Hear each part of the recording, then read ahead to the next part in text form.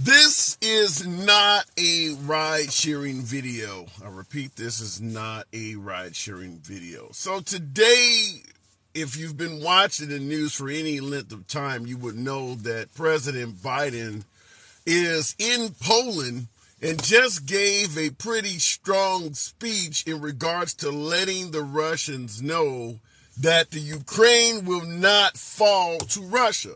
That at least under Biden's watch, the United States will continue to back the Ukraine, as Biden would suggest, no matter how long it takes. So the question we're going to start out asking today is, do you support President Biden's interaction in the Ukraine? And what would happen if President Biden decided not to interfere with that conflict? How about number 45? You know, this is a MAGA-friendly program. If number 45 was in office, if President Trump was in office, how might this entire conflict be different? Going straight to the box with my solemn promise, I do not ban, block, or censor anyone for their commentary. The fact that you may disagree with the host never means a damn thing here. Give you plenty of time in the box to state your point without any fear of censorship. So, starting the program out, tap the screen. Get your boy up to 5,000 likes. It helps out the algorithms, brings more MAGA to the forum. Nevertheless, liberals are welcome too. So, looking in the comments, I think I'm going to have to hold up my tablet. Where's Biden in Ohio, says Rusty2456. If Biden went to Ohio, I mean, would that make a difference? Biden, or better yet, Kamala Harris went to the border after taking forever to get down there. But now that she's went, nobody's really celebrating the fact that she went down there. If Biden went to Ohio, like he's went to locations where there's been either, police brutality shootings or where there has been, other mass casualty events, is somebody really going to give him credit? I suppose we could criticize him for not going to Ohio, but if he actually went, would anybody be like, yeah, great, yay, Biden? Probably not, but let me know in the comments. Didn't Ohio say they didn't need government assistance? It's Prodigy. That's an excellent comeback. I'm not aware of that. Did they say that? That Biden coming down there would be some sort of an interference? I have not heard that. By the way, folks, tap the screen.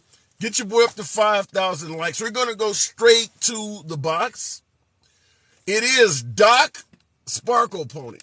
Good afternoon. Welcome back to forum. Sparkle Pony. Oh my goodness, it's only been like 2 days. Sheesh.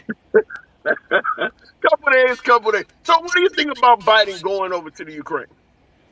Well, here's what I'll say. I think that we've done a lot of things in politics that make no sense, right? I think that, one day they're an enemy, one day they're a friend, one day they're an enemy, one day they're a friend. I mean, it doesn't really matter who's in office, right? And I'm not blaming anyone for either side, right? What I'll say is this. I think that what we have right now is we have a dichotomy of whether or not we want to be a part of NATO as big of a deal as we used to be, or whether or not we want to kind of, disregard their, But when you say a dichotomy on whether we want to be a part of NATO or not, do you see that under President Biden? Because Biden just stated today. I didn't say that. I didn't say Okay, that. so I'm trying to think, where is that coming from then? Well, I'd say that right now, just in this particular, instance that we have right now, we have a dichotomy, especially for President Biden, on whether or not, we want to be a part of, a lot of the NATO treaties and a lot of the NATO issues that we've had so far. And I'm not saying that what Trump did was good. By the way, I never voted for the M or F guys, by the way, so please don't call me whatever the F you guys want to call me. When you're saying a But dichotomy, hold on, when you're saying a dichotomy about whether to be with NATO or some of the treaties, who is considering whether or not to do that? If it's President Biden, he seems wholeheartedly behind NATO. So where's right. the opposition coming from? Well, the opposition's coming from NATO, and that's what I'm trying to say is, like, if we want, I don't think NATO believes that we have their full support, right? And that's just my opinion. And Okay. I think that you can find a lot of truth in that if you look into some of the things that we've had in the past, not only with fucking Trump but with Biden. All right, guys, like both presidents have done things that have disregarded a lot of NATO treaty, I guess you could say laws. I don't think they're really laws, but they're, if you want to put that word to it, whatever. I think what we have right now is we have, an issue of whether or not we want to continue deciding whether or not war and Okay, let you me know let me get let me get in here in a minute. Okay, now in regards to your comment that a lot of NATO member states do not believe America has their back, if that is the sentiment, why has under Biden's watch both Finland and Sweden joined NATO? If NATO is not dependable, why is it expanding? well, I can tell you exactly why. Because it's exactly what we have, in this dang United States of America, where let's push a little bit of power onto each other to make sure that we press the idea that you should be doing something right. I don't believe that what they did. I don't believe that what they did was because they had some sort of idea that they would be backed by the United States. I think what they did was to make sure that they pressed upon the United States that they should be doing something right. And So Sweden and Finland joined NATO to press upon the United States? I believe 100% that's exactly what they did.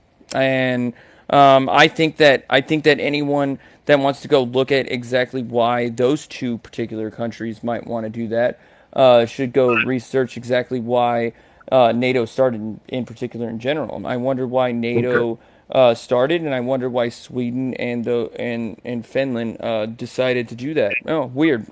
Maybe if you looked Okay. into it and maybe if you researched it, you'd find out that those two countries in particular weren't really expanded Okay. into NATO to begin with. Here's So, where I'm confused and where I'm baffled at. If nations do not believe America has the backs of other NATO member states, and here you got Biden walking down the streets of Kyiv in active war zone with air raid sirens going off in the back, doing a speech promising Russia that they will never have control of the Ukraine. How much more could America have the back of a country than that? well, okay, again, all right. What I would say is that, and you know what? I'm not a MAGA person, all right, but I'm gonna say what I'm gonna have to say. Um, I do believe that there was one executive in power that said "fuck around and find out," and I do believe there's one that didn't, all right. And I believe the reason why there was one that didn't is the reason why we're at where we're at right now, all right. And I'm not saying So, that. Hold on, time okay, out. Hold on, hold okay, on. I'm not saying that make either it a one's little wrong. shorter. Your statements are fairly long. That's why I'm doing it. Go ahead. I'm not saying that either one was right or wrong. I'm just saying that that was their way of doing things. Okay, and Which I one is the fuck around and find out guy? that would be President Trump. Okay, so do you believe that under Biden, 100,000 Russian soldiers have died? No, I don't believe that at all. I believe that it's not either executive's fault. I think that No, no, that's there was not what I'm asking. I asked you, do you believe the casualty numbers suggesting that Russia has lost 100,000 soldiers under this war? no. But are you suggesting that it's Trump's fault? I'm not talking about Trump at all. I'm asking you But under I'm asking. But Ukraine. I'm asking you. Do you believe it's Trump's fault? Do I believe what Russia did? They did it because of Trump. That doesn't make any sense. No, Trump has nothing to do with the Okay, Ukrainian all war. right. So then I So believe I'm the exact asking you, opposite. do you believe the No, casualty numbers that Russia has lost 100,000 soldiers?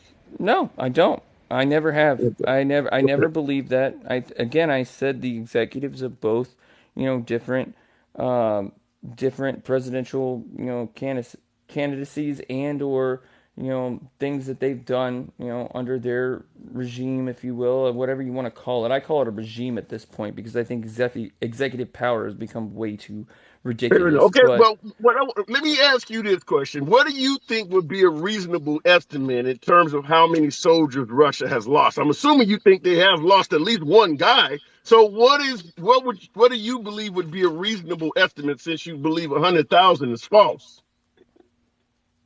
oh, I think maybe like six You thousand, maybe to 10 at best. Guys, by the so way, I served in the army, and Okay, so wait. I know. You're talking to me. I understand you're trying to respond to the comments simultaneously, but let's have a conversation. So, if you believe 6 to 10,000, which obviously is only a fraction of what everybody else is saying, but even if you say 6 to 10,000, how does losing 10,000 soldiers not qualify as fuck around and find out? Well, so that's what I'm trying to say is that, um, you know, I believe that Trump was a little more authoritative about going into Ukraine. I think what he said was, if you do it, you fuck around and find out and see what happens to Moscow. And I think that he actually did that. I think that there is actual evidence of it. And I think there are people that could put their backing behind what I'm saying right now. That there are people that heard what he said to Putin. I don't believe that Biden said that, but I don't believe that what Biden did was 100% wrong either. Like, and that's the thing is that each executive power has their own way of doing things. And, I think the reason why Putin took his chance is because he said, you know what? At this point in time, the American people have a progress problem, if you will, between their own citizens. And at this point, they have an executive branch that is trying to figure out how to figure out their own country instead of figuring out the international problems. Okay, Okay, and all and right. so and so those kinds of problems, the international problems, all right, those are the problems that I believe the executive branch is supposed to be involved in, and not necessarily our domestic problems. And All right. instead, we had too many domestic problems that the executive branch was involved in. Well, I do have to move it on, but you're entitled to that. But that is your opinion of how those branches should Well, behave. I'm assuming. Can I have one more opinion though, real quick? Real quick. I gave you Okay. plenty of time. Real quick, go ahead, wrap it up. I think a lot of this has to do with economy too. And I think a lot of people that don't want to talk about economy when it comes to this don't understand that there's an international economy versus a domestic economy. Okay? All International right. economy matters in this. And if you want to go find out what scales of economy are and where they matter, okay, that has so much to do with Okay. this. All right. I got to move it on. Appreciate you coming in. All right. Look. Comments. And now, you know something in the comments, I see Jules says, is Russia weaker today versus when Trump was in office? They are asking China for help. Ha ha. That is true. Now, me and the last caller off, I make it clear I do not ban, block, or censor anyone for their commentary. And obviously, me and the last caller completely disagree, particularly with his reasonable estimate that Russia has only lost 6,000 soldiers. When they're suggesting that Russia has now instituted a draft, over 1 million citizens have fled Russia because of this event. 6,000? Really? A year worth of war, only 6,000. Now, so me and the last caller clearly disagree. I understand for morale's sake, there may be an inflation of the Russian deaths, but going from 6,000 to 100,000, there's no way I believe the number is anywhere near that low. All right, going back to the box. It is odd. I can't pronounce, we'll just say odds boy. Welcome to the program. I don't tap the screen, get your boy up to 10,000 likes. This is a MAGA friendly program. I don't ban blockers anyone. Tapping the screen helps the algorithms out. MAGA are my preferred guests. Nevertheless, liberals are welcome too. Odds, boy, am I pronouncing that right? It's a ODST boy, yes. Okay, I don't like calling a grown man boy. It has historical context. But what do you think in regards to Biden's intervention in the Ukraine?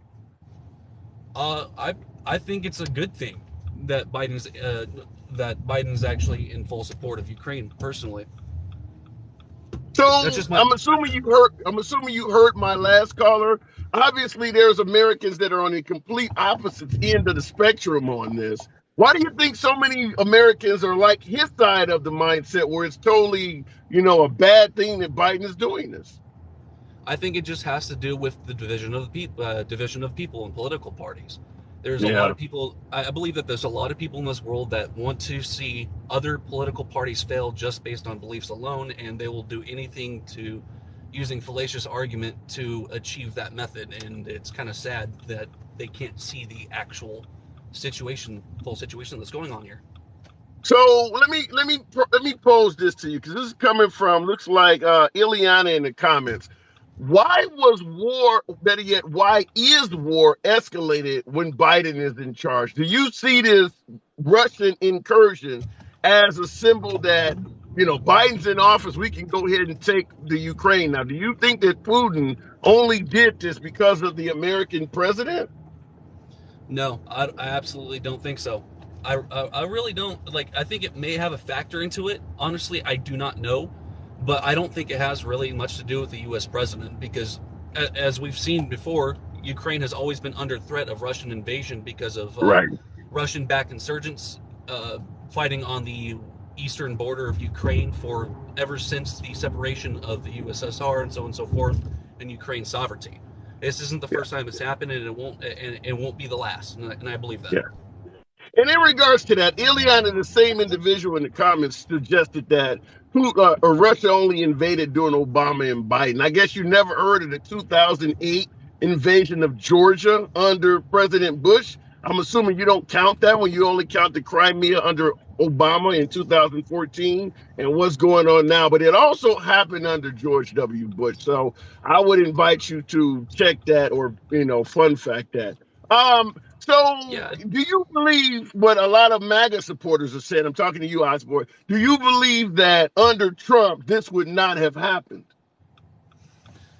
honestly, I don't know because me personally, I'm not a MAGA supporter. I'm absolutely in distaste of it, actually.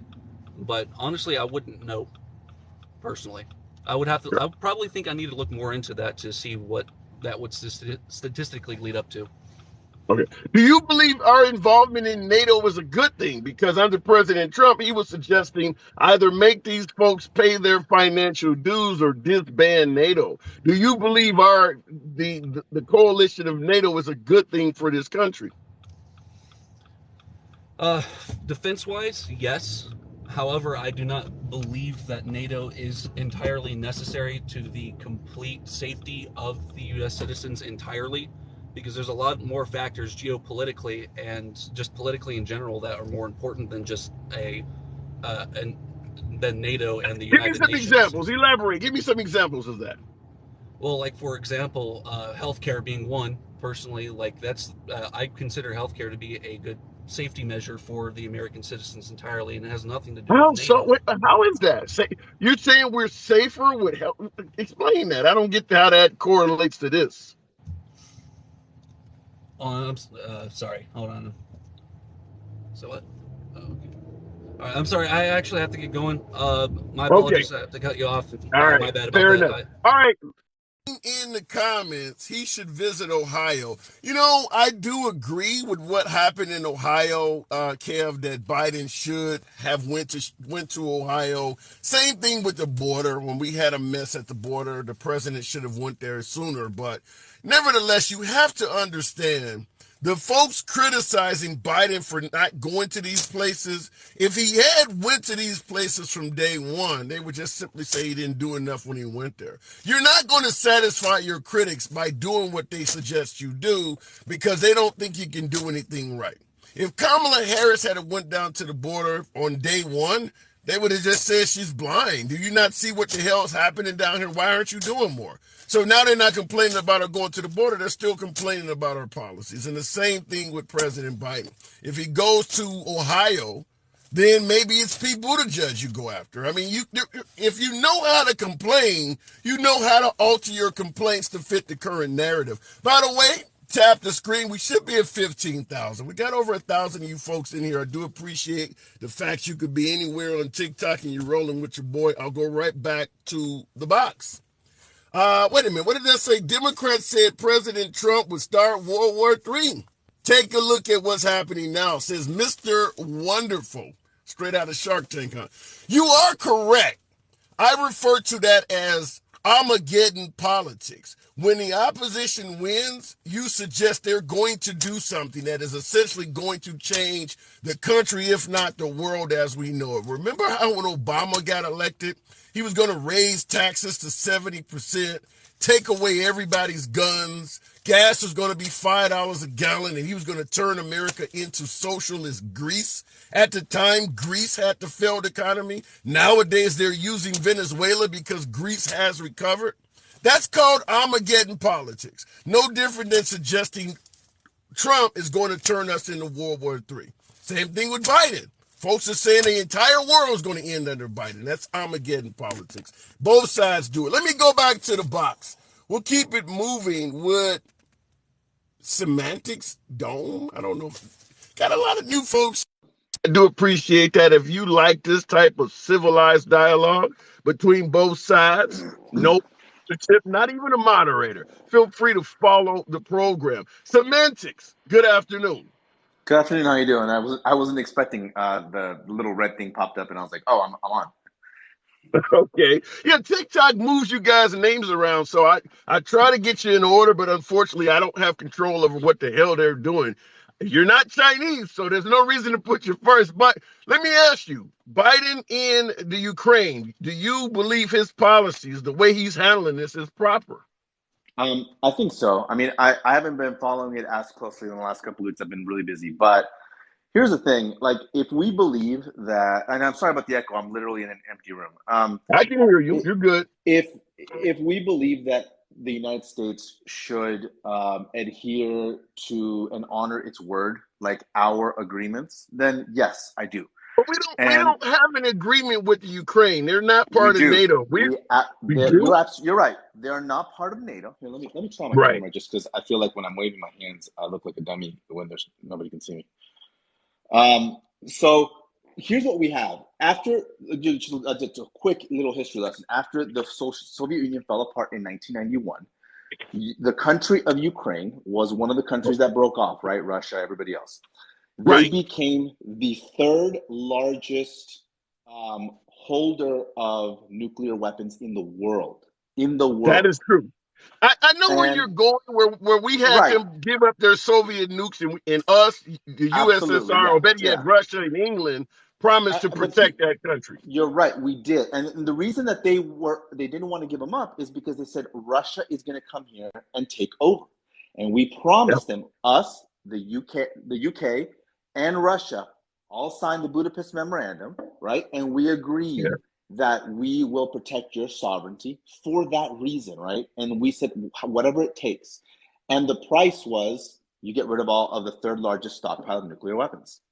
In my opinion is that we made an agreement. You know, we just got to honor it. Like, right? I wasn't thrilled about the agreement that Donald Trump made with Afghanistan that we would get out in, I'm going to make up a date, but like April or May of last year, or sorry, 2021. But Biden had to do it, right? We don't go back on our word, or we shouldn't go back on our word because we don't.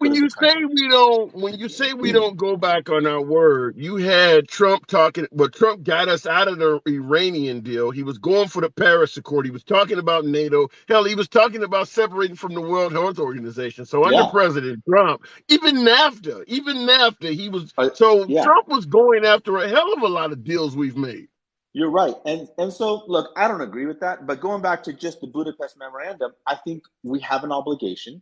We basically told them, get rid of the only thing that will keep Russia from coming in here and taking over, and we'll protect you. And so my opinion is, look, we got to protect them. We whether or not they're part of NATO. What if protecting them means World War III? You down with that? You think we should go that far with it? Unfortunately. Like, look, I'm not for war. I'm not for World War III, but we're already in war. It's just a Sure. matter of World War III. We already, and we have. I don't know if you've heard, but China is already suggesting they're going to start arming Russia the way we're arming in Ukraine. So this is developing. Yeah, look, I can absolutely see it. And you know what? It goes down, it comes down to, if I use the analogy of like, look, you co-signed on somebody's mortgage and now the bill's due. Like, do you think you should, go bankrupt by paying off this other? Well, you made the agreement. Like you Yeah. signed that check so long ago, and it sucks. But the result is, I've heard on some other lives people saying, and I have a hard stop in 9 minutes. So if I bail, I don't want to be rude. I have another meeting, but I've heard on so many TikToks. Well, let's let Russia, let's let them stop. They'll stop at Ukraine, or let them negotiate. They didn't stop after Crimea, right? In 2014, we all know what happened. Right. They spent, Yeah. we kicked them out of the G8, and they spent the next. Going back to one of your questions where you said, "Would this happen under Donald Trump?" No, it didn't, because they spent that time stockpiling. What was it, like $70 billion, like U.S. dollars, Yes, to but so weather the storm, right?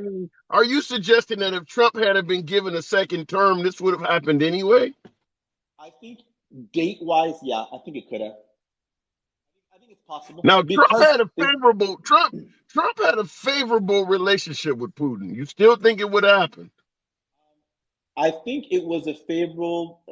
A lot of folks call him an asset. I don't know if I go that far, but I go as far as maybe, I hear I you. don't know, like he was a little too friendly, a little too, there was the Helsinki meeting, all that stuff. I think it was naivety on his behalf. I think it's like he didn't understand the adversarial nature of just who Putin is. Like, Yeah. that dude, Yeah, that dude is, he spoke quite favorably of Putin. But let me ask you this. I do got to move it on, but before I do, if Putin had went into the Ukraine under a second Trump administration, in your humble opinion, how do you believe Trump would have responded to what happened as opposed to Biden?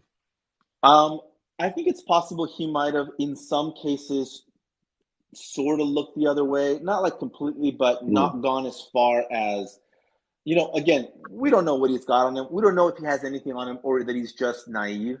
But I think he would have made a lot of statements that would have made everybody else very upset. Like, well, let's just see if those people want to stay there. It would have been a lot of platitudes that might not have made the situation better. I think his military generals would have been telling him, "Mr. Trump, we need to do this," and he would have been like, fine, let's. Well, on the world stage, a lot of NATO member nations are happy with what we're doing because they believe that Russia was not going to stop at the Ukraine. I mean, Yeah. how do those same nations, Romania and some of these other nations, how do you think they feel or would feel it? Because I mean, obviously, Trump is has a big chance of being reelected. Do you think they see any difference in regards to how the United States may respond or behave in that theater, depending on which one of these guys is our next president? Yeah, I think they're sitting there, maybe a little shaking in their boots, thinking, "God, we just hope that whatever, that he doesn't get reelected, because we want some stability. There's stability with what we do, and there's stability with what we say, right? Like, you can't say the wrong thing, as he frequently did, right? He would frequently say just the wrong thing and make countries just not feel comfortable. And I think that they're looking at that. Like, look, the rest of us go, he's tweeting this dumb thing. But for these countries, they're like, wait, does he really not have our back? Like, are you serious right Mm, now? Because yeah, we have been one of the biggest allies for a lot of these countries for a long time. fair enough. I got to move it on semantics. Thank you for your Always a time. pleasure. I appreciate it. First time talking. First time Yes, talking. and I'll be honest. I've swiped by so many times on you going like, "Oh, look at this guy," and like, this is the first time I've actually listened. And I don't always like what you have to say, but I definitely like how you say it. I definitely like how civil you are and how I can live polite with you are to that. I everybody. can live with that. I can live with that. Come on back through anytime, man. Thank you. You have a great day. Always. Always a pleasure. And by the way, folks, just giving you my spiel before I go back to the bottom. As the last caller was alluding to, I don't ban, block, or censor anyone for their commentary. The fact that you may disagree with yours truly as the host doesn't mean a damn thing. I respect your right to free speech as much as I do my own. So I'll never block or ban you for what you're talking about just because I don't just because I don't agree with it. The hat is always going to be where it is, for the simple fact that this is a MAGA friendly program. I might lean left, but I make no qualms about the fact that I believe MAGA does not get a fair play, conservatives or Republicans, in the main. Always welcome here without any fear of being banned, blocked, or censored. All right, going back to the comments, President Joe Biden is saving America. Saving us from what? By the way, Marjorie Taylor Greene, real quick, we'll go back to the topic, but Marjorie Taylor Greene suggests that Republican states need to, quote unquote, divorce themselves from Democratic states. How would you guys feel about a Republican nation and a Democratic nation in this country? A complete fracturing of the nation. Do you think Marjorie Taylor Greene, who is currently on the Homeland Security Committee, you think her words resonate with you or they sound ridiculous? Separating the red states and blue states. Next, going back to the box, it is Out of the Matrix. Good afternoon, Mr. The Matrix. Once again, friend of the program, welcome back. By the way, folks, tap the screen. 30,000 likes is quite possible. The fact that you guys are rolling with me is always an honor. Out of the Matrix. Good afternoon. What's going on, man? I just jumped in because I saw your caption for the live today had to do with should Biden have gone to Ukraine Yeah. and was it good or bad? He just gave a really, something. By the way, folks, and I'll ask you this as well. I don't know if you just seen the speech he gave in Poland. Does this guy really seem like, he meets the criteria of having dementia, cannot string together two sentences, does not know where the hell he is most of the time? He just went to Poland. I mean, now he went to Ukraine and walked down the streets of Kyiv. Does he come across really as somebody who don't know what the hell he's located at? Yeah, it was pretty crazy. I watched the speech in its entirety. I noticed that the media here, C-SPAN covered the entire speech, but most people don't watch C-SPAN. But most of the mainstream media is right and left. They covered the parts that were, beneficial to their narrative. But I watched the whole thing, and it was quite embarrassing when he was referring to NATO. He was talking about Japan and the Pacific Ocean, and it was totally. What did he say? Give me an actual quote of something he said that was embarrassing. He was reading off. Yeah, he was reading off of his speech, and he was talking about. I think he was talking, or attempting to talk about the importance of NATO alliance and how it was formed. And he went on to describe from the Atlantic to the Pacific and invoked Japan. And then he realized he fucked up, and he was like, all around the world, this thing, and just went on at least I would say a 2-minute ramble before he reeled it back in. And it was just like, whoa, dude. But anyways, as far as him going to. Now, in regard to your point about folks covered part of the speech to fit their narrative, I'll be looking forward to seeing the Biden outtakes coming from the right-wing side of the aisle, because if he did screw up like you're talking about, I'm sure it'll appear on Fox, there'll be TikTok videos. I haven't heard that stuff, though. Yeah, if anyone that's in the comments after his live is done here, I posted the video of this exchange. It's on my page. But anyways. Thank you for the TikTok cap. So let me ask you this: if Trump was in charge, do you think this whole event would have happened?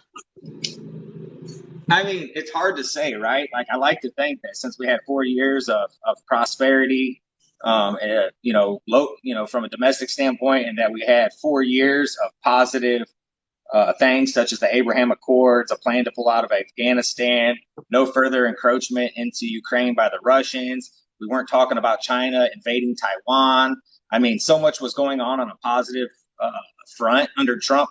It's hard for me to imagine that this would have happened with him still in office, but nobody can say for sure. It would be purely speculation on my part to say one way or the other. But I would think with the trend, had it continued, probably not.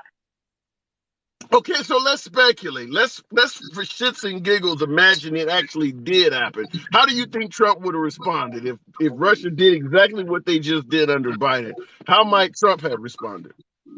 Honestly, it's hard to imagine, right? Because like for someone who like I follow Trump in his private sector life as well as in his public life, and there's a bravado behind him that's ultimately in place to get what he wants at the end of the deal there. Like with the threats of pulling out of NATO if NATO members didn't, you know, kick in their fair share and stuff like that. I don't know that he believed that when he was saying. I think that it ultimately brought forth, you know, I think something in the neighborhoods north of $100 billion in new contributions from NATO allies over the course of his presidency. And I think that's what he was going for. So to say, Yeah, but so like, you're not tackling what I'm asking you. yeah, If no, this that's what I'm had saying. Like, somehow happened under Trump, well, that's what I'm saying, right? Like, if you were to go based off of his rhetoric, he probably wouldn't have done much of anything, right? But if you were to go based off of his actions, because his actions hasn't always matched his rhetoric, I would like to think that he would honor America's commitment to our allies, because he did on all of his foreign policy, except for some of the rhetoric that he used in order to get other NATO nations to pay their fair share of being a part of well, the but alliance. in regards to your point that he honors our commitments with our allies, we made the Iran deal with the approval of several other countries. When Trump got us out of the Iran deal, many of our allies were not happy that he done that. So when you say he Yeah, but did things with the approval of, yeah, no, go I ahead. get that, but he was very forthcoming about what his intentions on the campaign trail, and the voters had a chance to weigh Yeah. in regards to the Iran deal. And when you look at the Iran deal, without pulling out of that, you don't have the Abraham Accords. The UAE would have never signed on to normalizing relationships with Bahrain, Morocco, or Israel if we were still involved in the Iran nuclear agreement, because UAE understands and dislikes the fact that Iran is the number one funder of terrorists in the Middle East.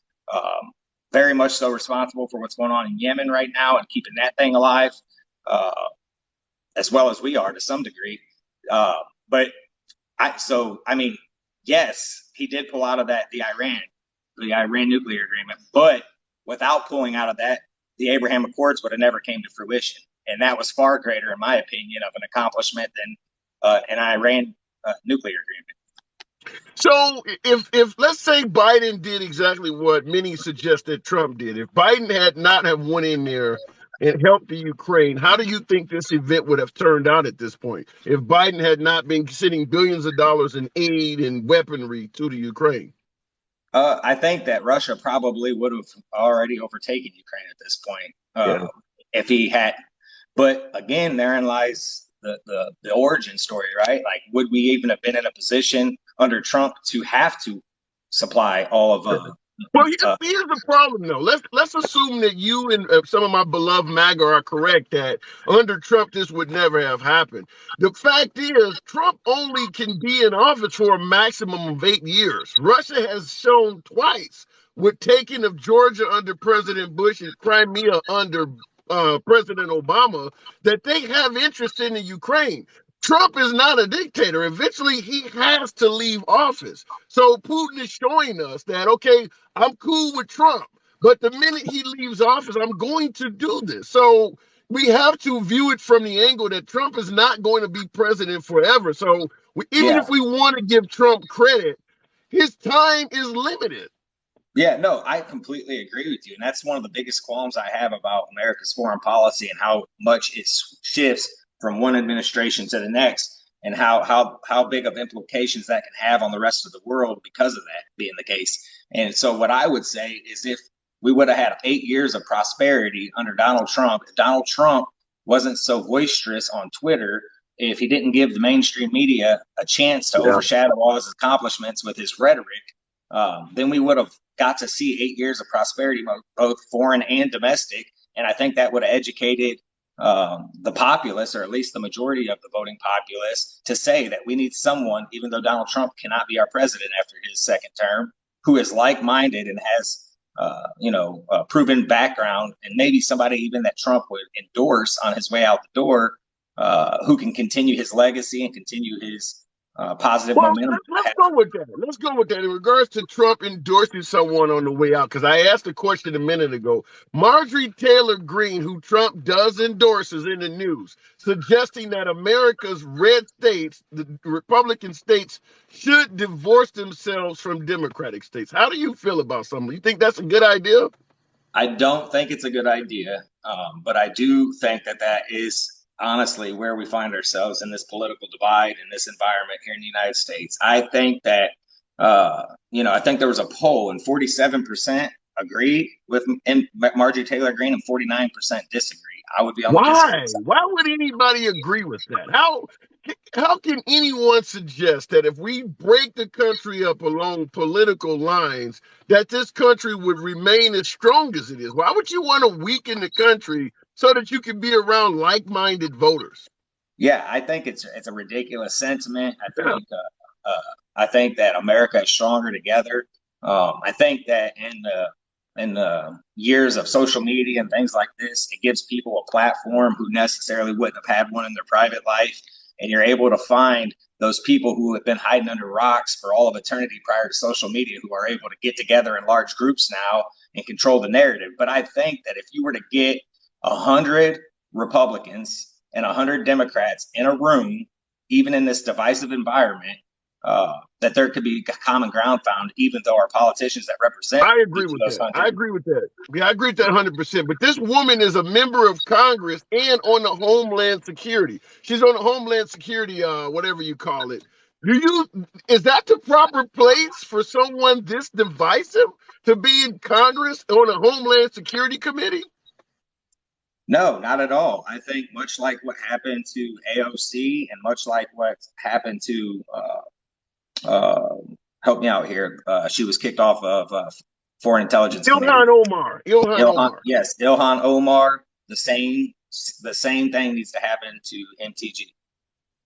Then why aren't there more, if the Republican Party sees the tribalism coming from Democrats, why are there not more Republicans speaking out against a congresswoman saying something that is that awful?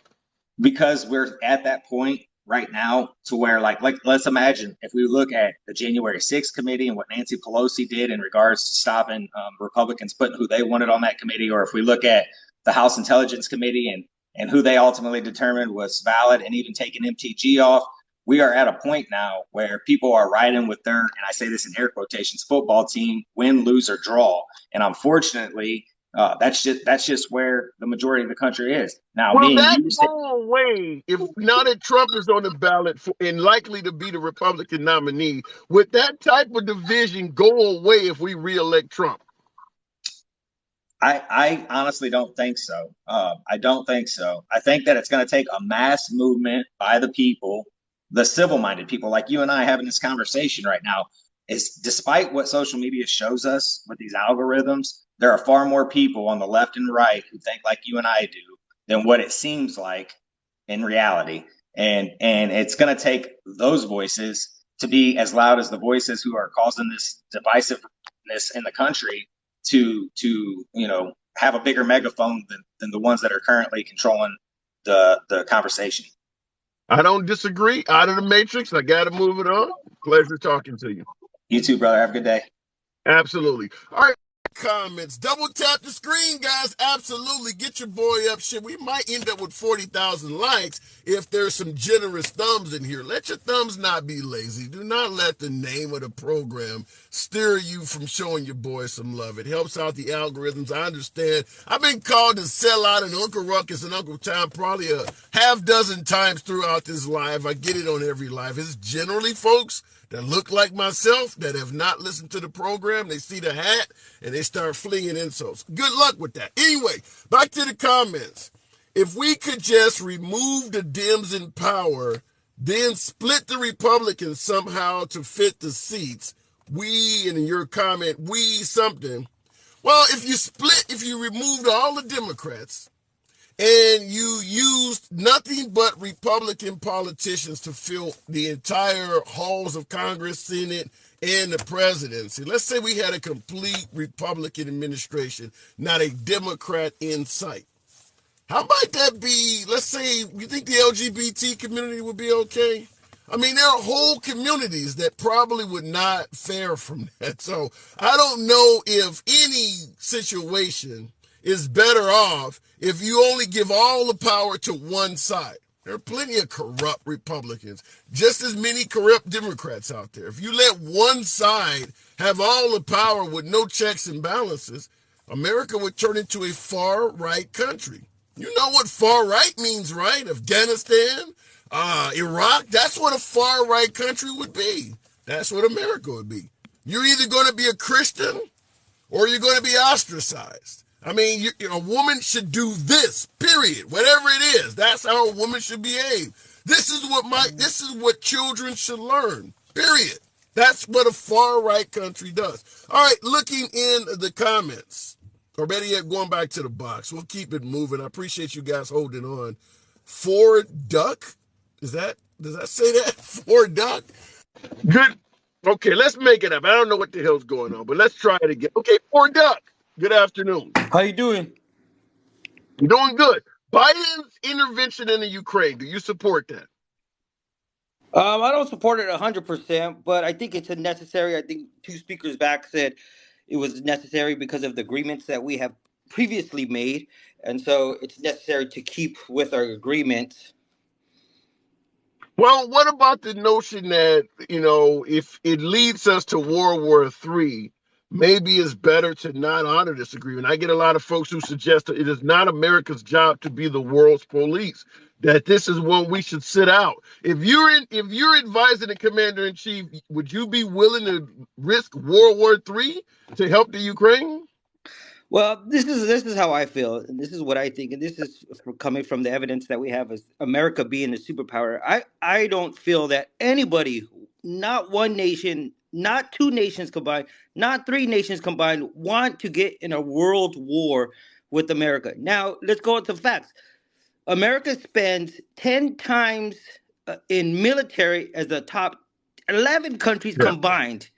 We have nukes up the butt. We have the other thing we have that many people don't talk about. We have the world's greatest navy. And the reason let me interrupt you. Let me interrupt you to say this. It is estimated that Russia has 5,700 nuclear weapons themselves. Go ahead. And it only takes a couple hundred to end the world. Right. And so we have 2,000 plus. So if a war was to go off, Russia launches some nukes, we're going to launch them back, the world's ending, right? The whole world ends. Right. And going back, so I don't see how China and Russia get together, even with Iran, even with North Korea, how they even stand a chance. Like I said, going back to what I was going to previously say, that America has the world's greatest navy. And the reason why we have that navy is because we can launch nukes not only from land, but we can do it from sea at any moment's notice. But can't Russia and China do the same? They don't have the capabilities we have. And I know it seems that they do, but they don't. You saying Russia does not have nuclear subs? They do have nuclear subs, but not the capability that we have. And so that's where it comes. What capabilities are you suggesting that we have that they do not?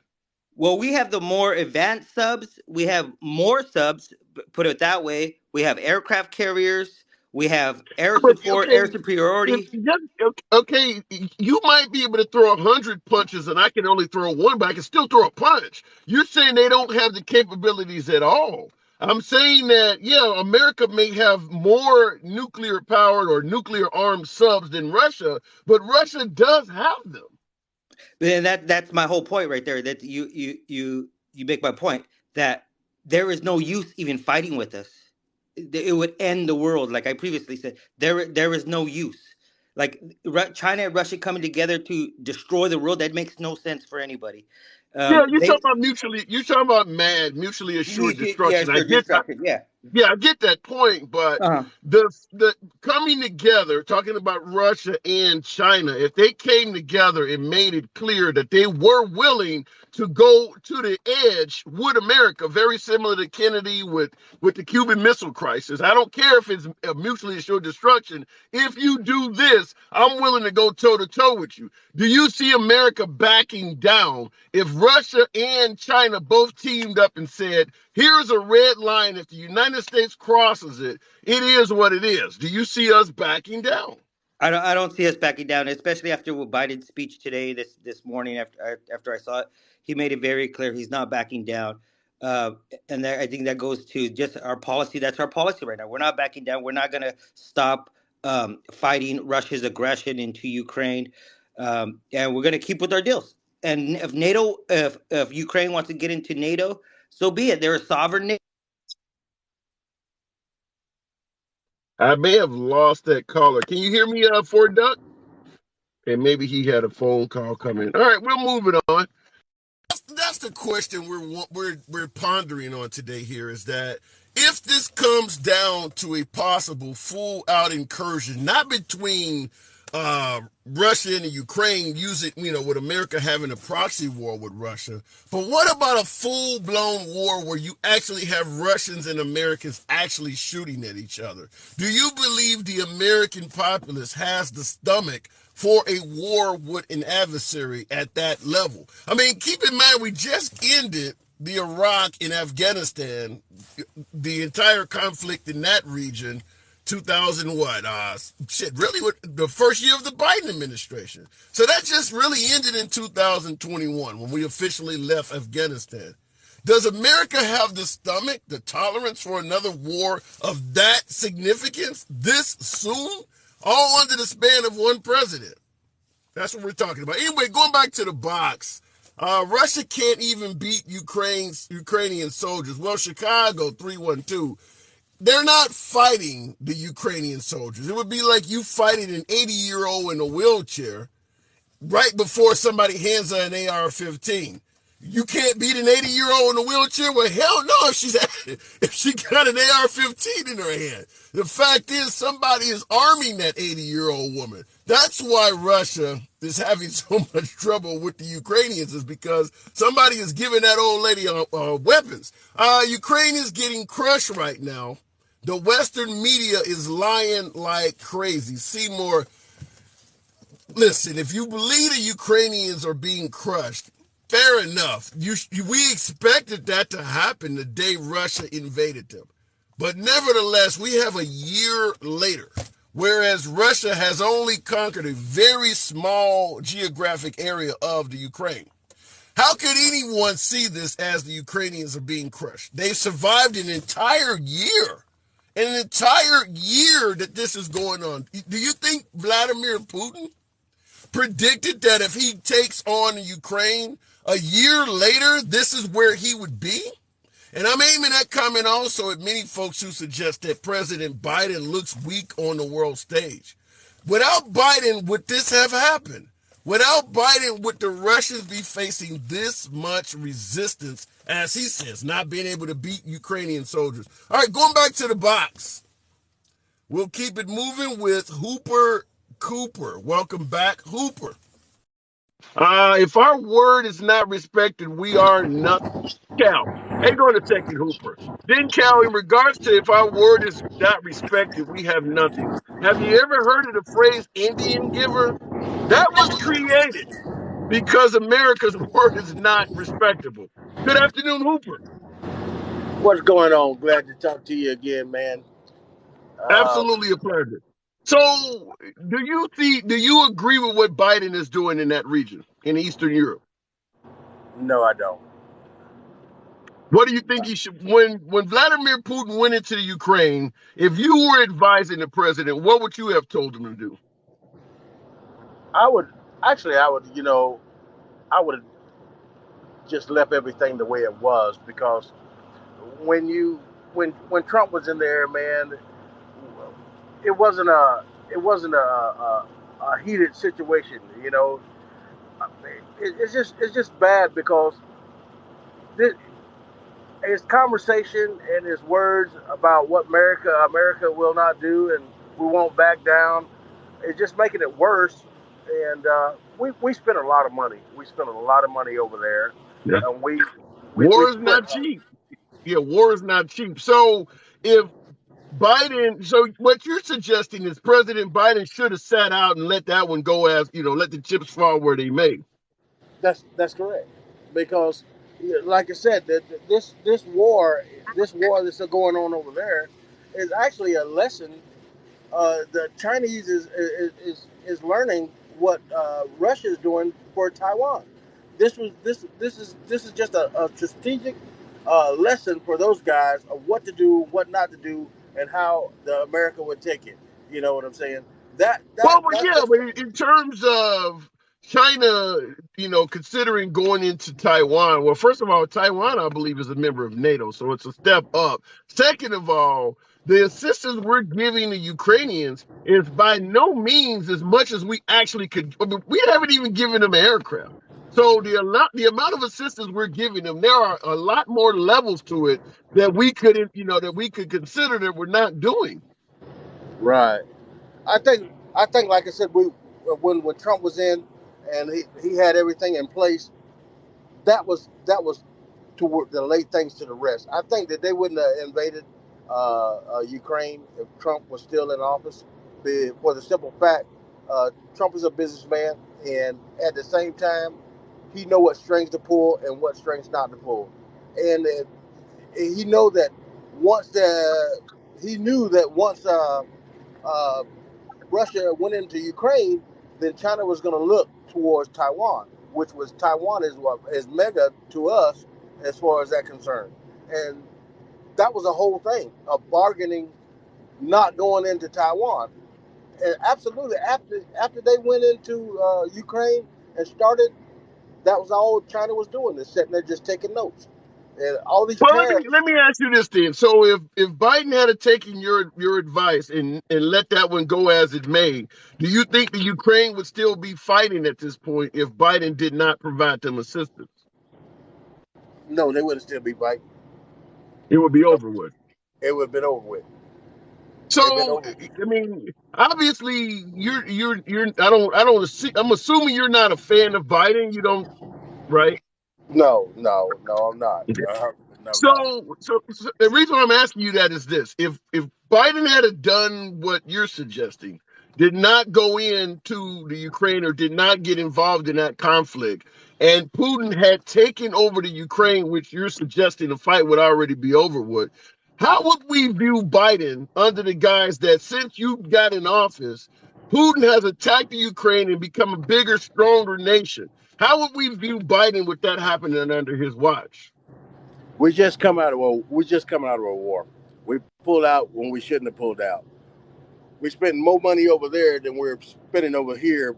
But yeah, I think it's about even. But at the same time, we're our country is going broke, and Yeah, yeah, who's I advancing get off of your, this war? I get your point. You're giving me reasons why we shouldn't go over there. A lot of folks agree with you, but I'm asking the question: if Vladimir Putin became a stronger leader and Russia expanded by taking over the Ukraine, how would we view Biden with that happening under his watch? That's what we would give him props. Stay out of other people's backyard. We would give Biden props for Russia becoming a bigger, stronger nation under his watch.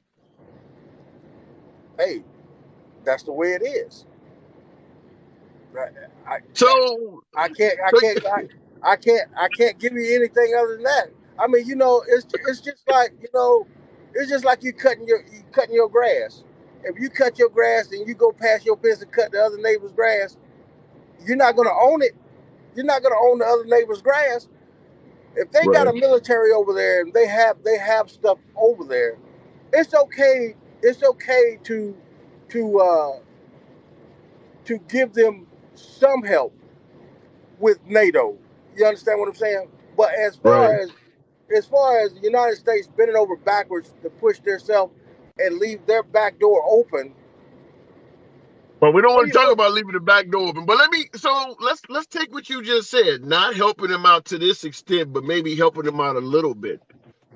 Essentially still leaving the Ukraine to ultimately fall. Okay, maybe they wouldn't have failed immediately, but in a few months because we have given them such a, as you said, much less assistance. Russia eventually takes over, and now Biden has sent over, instead of hundreds of billions of dollars, maybe he only sent them 10 billion. and they fell in a couple months to Russia. And now 10 billion American dollars have fallen along with the Ukraine. How do we judge Biden? Well, it'd be pretty poor, but at the same time, what other countries that are in the United Nations, UN rather, NATO, is supporting and sending equipment and stuff over there other than the U.S.? Well, Poland has taken in like 2 million refugees. Would you be happier if we didn't send any money to the Ukraine but took in 2 million Ukrainians? Well, we do it every day. 2 million. We take them in and give them residency. The United States have been giving residency to people all over this world, man, even from Iran, Iraq, and Afghanistan. So in other words, the answer is yes. You would have preferred we take in 2 million Ukrainians as opposed to giving aid. Yep. Okay, fair enough. All right, I got to move it on, but just wanted to get clarity. So you believe that if Biden had not interfered and Russia conquered the Ukraine, we would have given Biden props for letting Putin have the Ukraine. You said we would have given him props. Yeah, because it wouldn't have went 75, 80% total loss. It wouldn't have. All right. Fair enough. Come on back through anytime, man. I appreciate you coming through.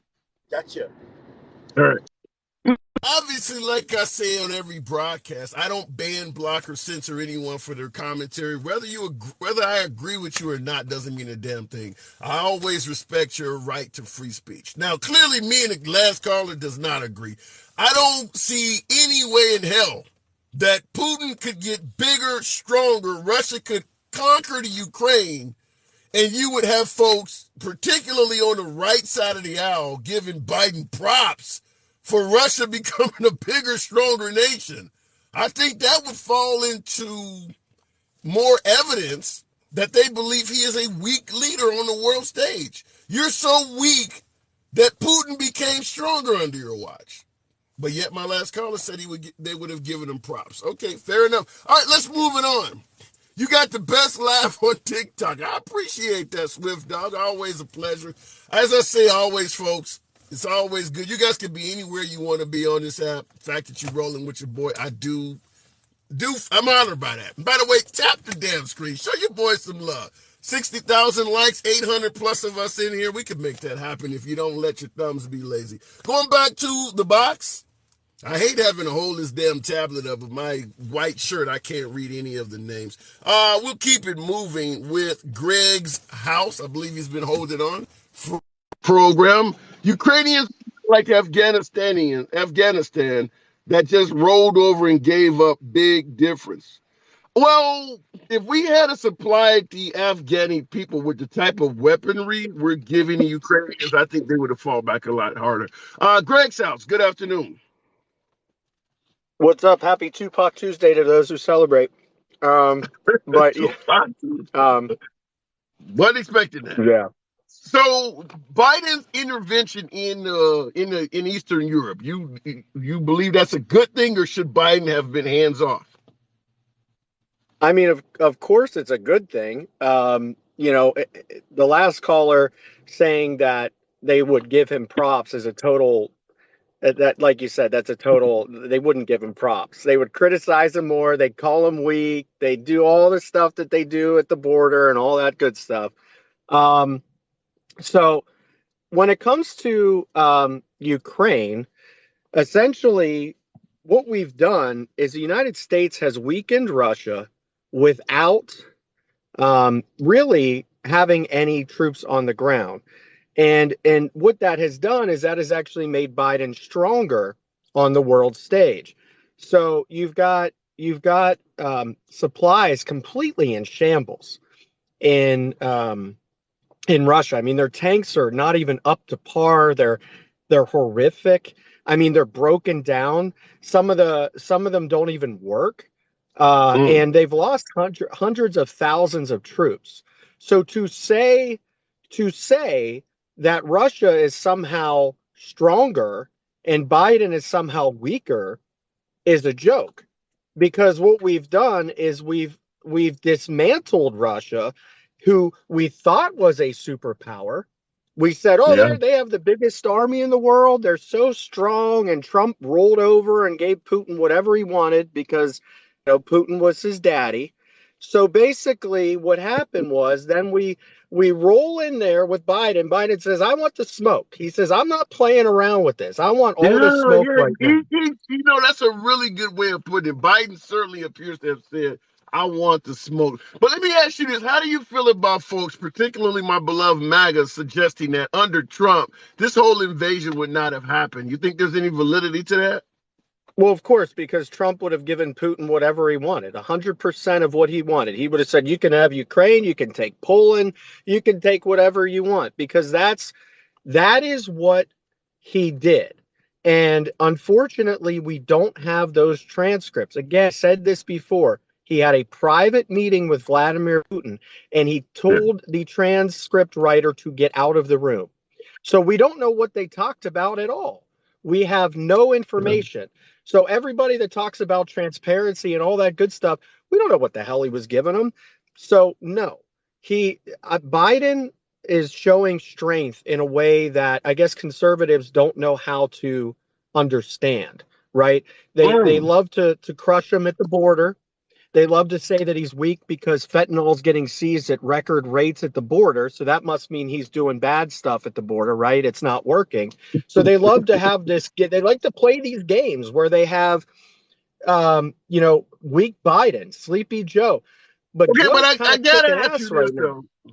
Yeah, but I gotta ask you this. How do you feel about folks suggesting that as opposed to going to Kyiv and going to Poland, you should have went to Ohio? Do you think it makes Biden look bad in any way for not going? Because obviously we've had some The major issues. governor, I think two major things have happened in Ohio, but clearly the spill. How do you view that? the governor doesn't want anybody in Ohio. He has said, I don't want aid. I'm not going to take it until the investigation is over. There are 7 investigations going on right now in Ohio. We have 7 federal agencies investigating what happened there, right? So what is Biden going to do? Go there and say, hey guys, I'm really sorry. I'd love to give you aid, but your governor won't let me give it to you. And then basically going there for a photo op. That's what Trump is doing. He's going there for a photo op. He is going to take a picture and act like they he all is. do that. Come on now, you know they all do that. I We mean, got a picture of sure, George sure. W. Bush flying over Hurricane Katrina, and they're taking a picture of him staring out the window on Air Force One. They all do it for a photo op. I get that part.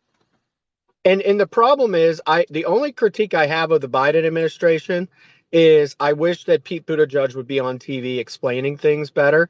I think he's a great communicator. So what he needs to do is he needs to be on TV basically saying, this is what's going on, this is what we're doing, and this is how we're going to help, right? So that is a weakness there. But Trump going to survey playing fake president, this is like what Nixon did. Like when he lost his election, he went over to like China. He lost his election like JFK. And it's the Roger Stone playbook. Pretend like you're president, wear a fake seal on and go over there and throw paper towels. I mean, what is he going to do in Ohio? Well, he's going Seriously. to secure that state for him in 2024. That's what he's probably going to do. And that's the fallout for the Democrats. They could actually go there and try to win Ohio back. So I think they dropped the ball on that a little bit. But one last thing I wanted to say was about the war, right? So everybody's saying, sure, what happens if Putin nukes the United States or China nukes? None of that's going to happen. Zero. It will not happen. It won't. Not. Right. Because all of these leaders are narcissists, right? They need to be alive. They are rich. They're not going to kill themselves. Are you kidding? Are you kidding me? I want to agree with that, but when I see the actions of Kim Jong-un, who's literally begging to be shot, when I see I've seen the actions of a few leaders. I mean, Saddam Hussein, they pretty much told him they were going to kill him. You know, he could have came out forward and made a deal, but he kept running and ultimately got hung. I mean, some of these leaders, I don't know if they have that urge to stay alive like you're talking about. Some of these guys Right. do some crazy shit. And I certainly hope that when Trump's in Ohio for his photo, that he apologizes for lifting the safety regulations on the Norfolk Southern trains that allowed them to put money over safety. So I really hope that he apologizes to the Ohio community. All right, fair enough. I got to move it on, Greg. Anyway, You I'm know here what for we all do the smoke. I'm here for all the smoke today. So have a good day. Always a pleasure. Always a pleasure. In the comments, by the way, folks, I had not heard of that. Somebody let me know in regards to the governor of Ohio suggesting that he doesn't need the Washington administration to come to his state, because obviously President Biden is getting his ass chewed off for going to Eastern Europe and not Ohio. But if the governor stepped forward and made it clear that he didn't want that type of attention from Biden in his state, then you can't criticize Biden for not going if the governor suggested he not come there. But I'd like to see you guys in the comments on that one. Native Americans have been poisoned too through pipelines. I've heard that he refused help, says HRB. This is the first I'm hearing of that. He would have loved, wait a minute, he would have told Trump no if he didn't want that attention. I don't get that when nobody's here. He's doing it to make Biden, oh, you mean in Ohio? He's doing it to make Biden look inattentive. Well, yeah, we know anything that Trump is doing in reference to Biden is to make Biden look bad. Biden is his opposition. I mean, shit, as far as I can tell, Trump has attacked Biden, DeSantis, and Nikki Haley all in the last week or so. So Trump is back on the warpath. Let's keep it going. We'll make it happen with Taylor Girl. Appreciate you holding. I appreciate all you folks holding. Tap the screen. Shit, 70,000 likes is quite possible. Still 700 plus of us in here. Taylor Girl, I don't know what's taking place here. TikTok looks like it's hesitating to bring on the next guest. Is on that Eastern tail. Vladivostok, I cannot pronounce that Eastern or Russian word there. Vladivostok is on that Eastern tail. Don't know what that means. Trumpers and Republicans chew out Biden no matter what he does. Michael, well, in regards to this particular incursion over in Eastern Europe, yeah, there's no win for Biden. If Biden sits this one out and lets Russia win, he's weak on the world stage. Putin used the Biden presidency to take over the Ukraine. That's what folks would say. Biden going in and helping the Ukrainians, well, now he's wasting money that could be given to veterans and homeless. There is no positive way, if you're looking at it from a perspective of Republicans, conservative, and MAGA, that Biden could have handled what happened in the Ukrainian-Russian conflict. No matter what he did, was going to be doing the wrong thing. Because at the end of the day, they believe under Trump, it would never have happened at all. So it happened under Biden, and no response that he rendered was going to be the right one. Going back to the box, I don't understand what's happening with Taylor Girl, so we will move it on. Eve Inga Snow. We got some new folks. See if this one works. I don't know what the hell's going on with the app today. Name one thing Biden did good. Well, right now he's saying Ukraine if we continue this conversation. So right now, that certainly qualifies. Hey, Hey, who do we have here? I'm Eve, obviously Okay, I from don't know. Russia. Yeah, I can't see you in the box. So you said obviously from where? Russia. Oh, you're from Russia. What is your country doing? What is your boy doing? Well, I don't even know where to start. You know, you asked so many questions, and some of them were so nice. But the people coming into the boxes, it's like, you know, not everybody knows politics. Not everybody gets it.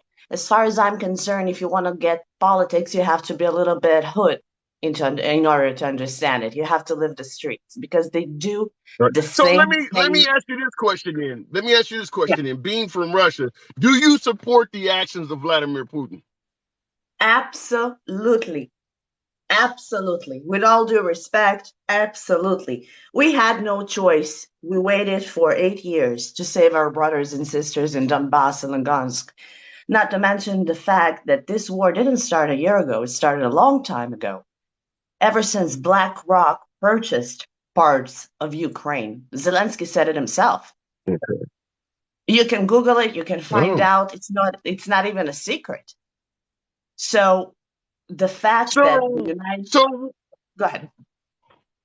so because Putin is not even calling this a war.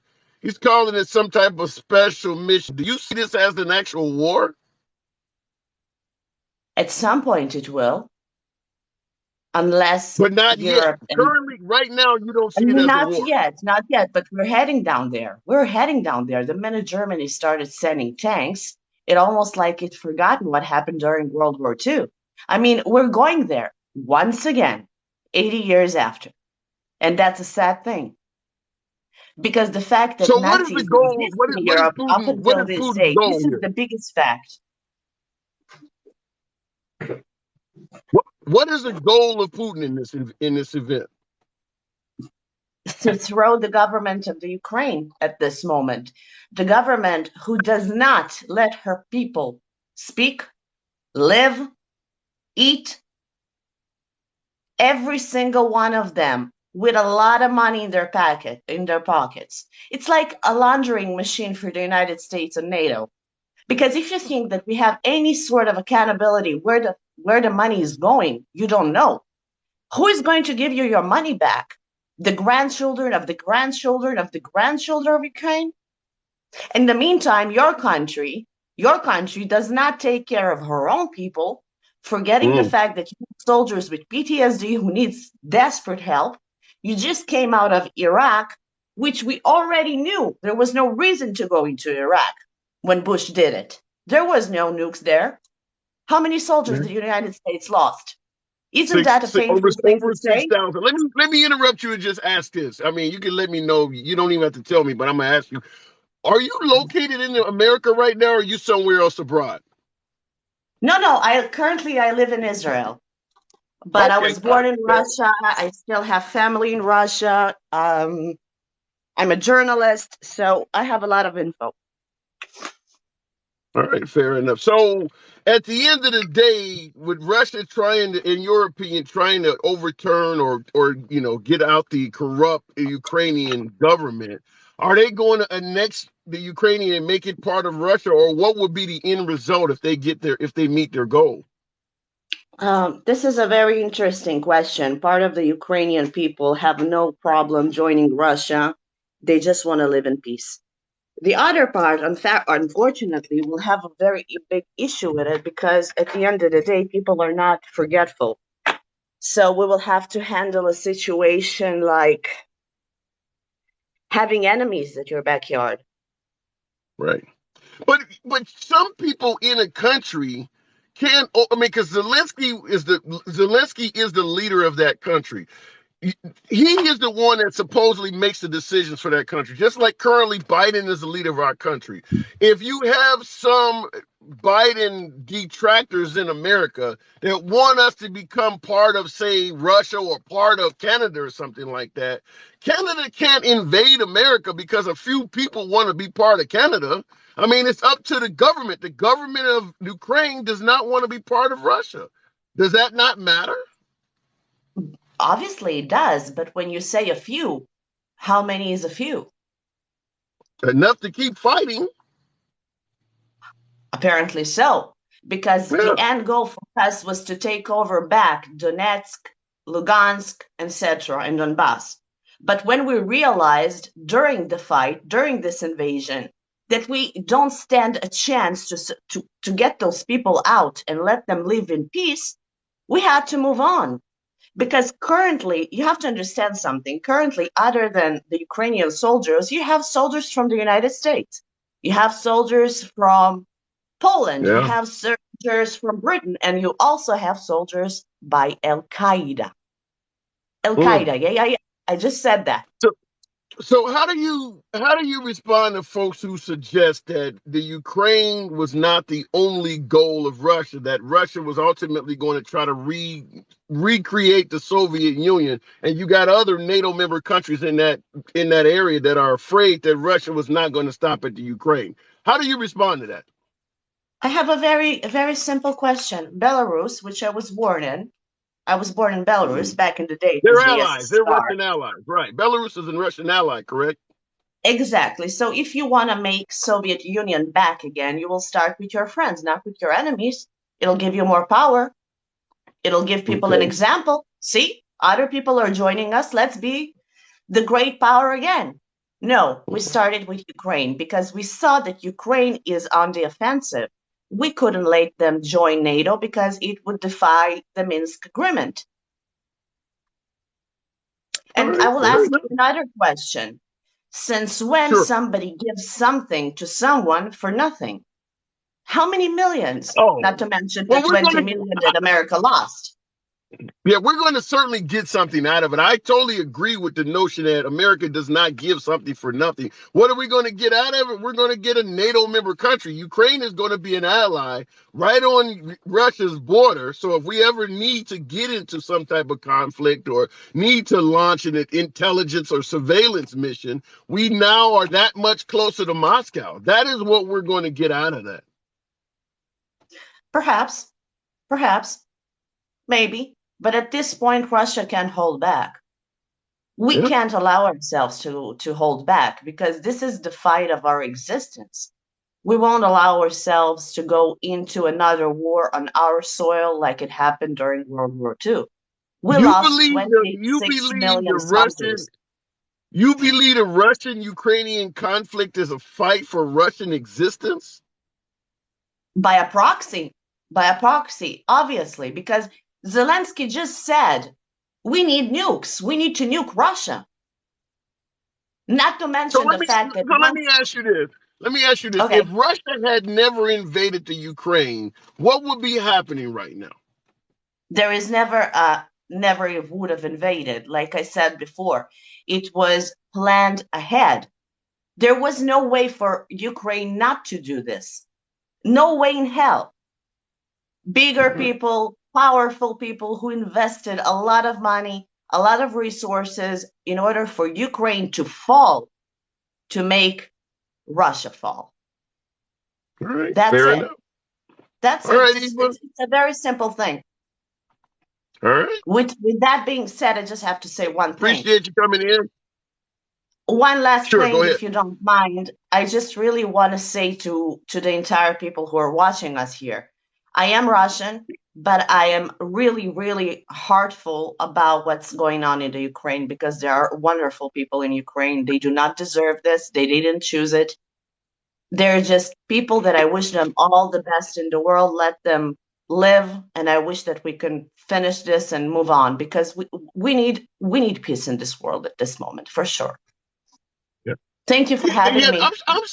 I'm seeing footage that they're bombing schools, bombing apartment buildings, stuff that is not war targets. Why would Russia do that? Let me ask you this question. Other than CNN and mainstream media, who is owned by BlackRock, by the way, have you seen any freelance reporters down there in Ukraine? No, Yeah, there is none. Ukraine yeah. doesn't allow it. Well, let's be clear. The citizens in Russia are not allowed to access YouTube because I follow folks like Ellie from Russia. That's a very popular girl that's over in Russia that does YouTube videos. Some of those folks are having to use virtual private networks because Vladimir Putin cut off their access to the mainstream world. Why is that? Well, I have a lot of friends in Moscow who do use YouTube. That's a very interesting question you just asked. Yeah. I'll check it out. I won't lie. I can't say nothing about it because I don't know because I have friends using YouTube. Okay. All right. Fair enough. Something to Come check. on back anytime. I'll certainly like to talk to you again in the near future. So come on I back would through. love it. Thank you for having me. Absolutely. Absolutely. All right. Moving the program on. TikTok is acting a bit flaky here. What did I say there? I appreciate you folks that have been holding on. I'll keep it moving. But yeah, if this is the type of dialogue you enjoy having, civilized dialogue with both sides of the aisle, civilized dialogue, feel free to follow the program. 11:30 a.m. Central is when we're generally here. By the way, tap the screen. Perhaps we'll make 90,000 likes. 800 plus of you guys in here been holding on strong. Do appreciate that. But go to the comments before I go back to the box. No Russians, please. Josie Wells, if you've been around long enough, I believe that is Call of Duty. No Russian. Maybe I'm talking about something different. He got that government Wi-Fi.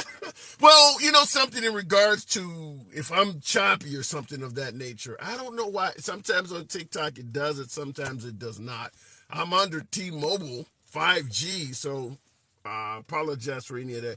Right-wing answer to anything that contradicts their narrative is always fake news media. Lizzie, I do see that often. Let me go back to the box. It is, let me see, who was in here? Craig Smith, I believe I saw you in here for quite a while, so I do appreciate you folks holding. Is this guy... I am a liberal that really enjoys speaking to MAGA. I prefer MAGA. MAGA are my preferred guests. Nevertheless, I do lean left. Craig, good afternoon. How you doing, Tim? I'm doing good. So, were you listening to my last caller? I assume you were. I sure was. What do you think? She made some good points, but I think it was a bunch of propaganda too. Well, what do you think on Biden's interaction over there? Do you think he should have sat this one out? Not necessarily. I mean, he is trying to bring peace over there, but I don't think he should have necessarily sat it out. I mean, okay, we having problems over here. We always having problems over here. I don't have a problem with them sending help to Ukraine. The problem that I had and the problem that I have, and I don't know how true this is, but the people that they've relocated, they are complaining about they are in places that is too many of this and it's too many of that, if you know what I mean. What are you talking? You sound like you're confusing the immigrants coming across the southern border. I don't get what you're talking about. I'm talking about the immigrants that they went to the UK, and I think it's a few that might have came to the United States, but they are complaining. Hey, hold on one second. Guyton 1896 in the comments says, "Bro, you skipped me 5 times because of my pick." I don't ban, censor, or block anyone, and I damn sure don't look at your pictures. TikTok moves your names around. You think I'm going to skip you because of what's on your picture? I'm a black man with a liberal name and a MAGA hat. Your picture doesn't have anything to do with why I select you. Go ahead, Craig. That was a funny comment, but go ahead. Well, like I was saying, the only problem that I have is that the people that they went to the Ukraine, they went to the UK, and I think they got a few in the United States too. They are complaining about the neighborhoods that they are in. Would you rather be in a neighborhood away from shelling, or would you rather be in the neighborhood that you was in when it was shelling? Yeah, but is that a whole lot of people complaining, or are we just picking out a few people? I don't know. I mean, I have seen some of the video of them refusing certain people. Yeah, but I mean, come on now. I don't think the average Ukrainian leaving a war zone where their entire apartment complex is getting blown up is complaining about their accommodations in these other countries. I would hope that's not the case. Yeah. I watch both mainstream media and I watch right now Fox News is obviously dealing with their own problems with Dominion voting machines, but I do watch a lot of right-wing media as well, and I'm not seeing a lot of Ukrainian refugees complaining about their accommodations. I mean, other than that, do you believe that what Biden did is the right thing to help these people? Yeah, I mean, okay. Definitely, because for the simple fact, we all know what Russia is trying. Appreciate that.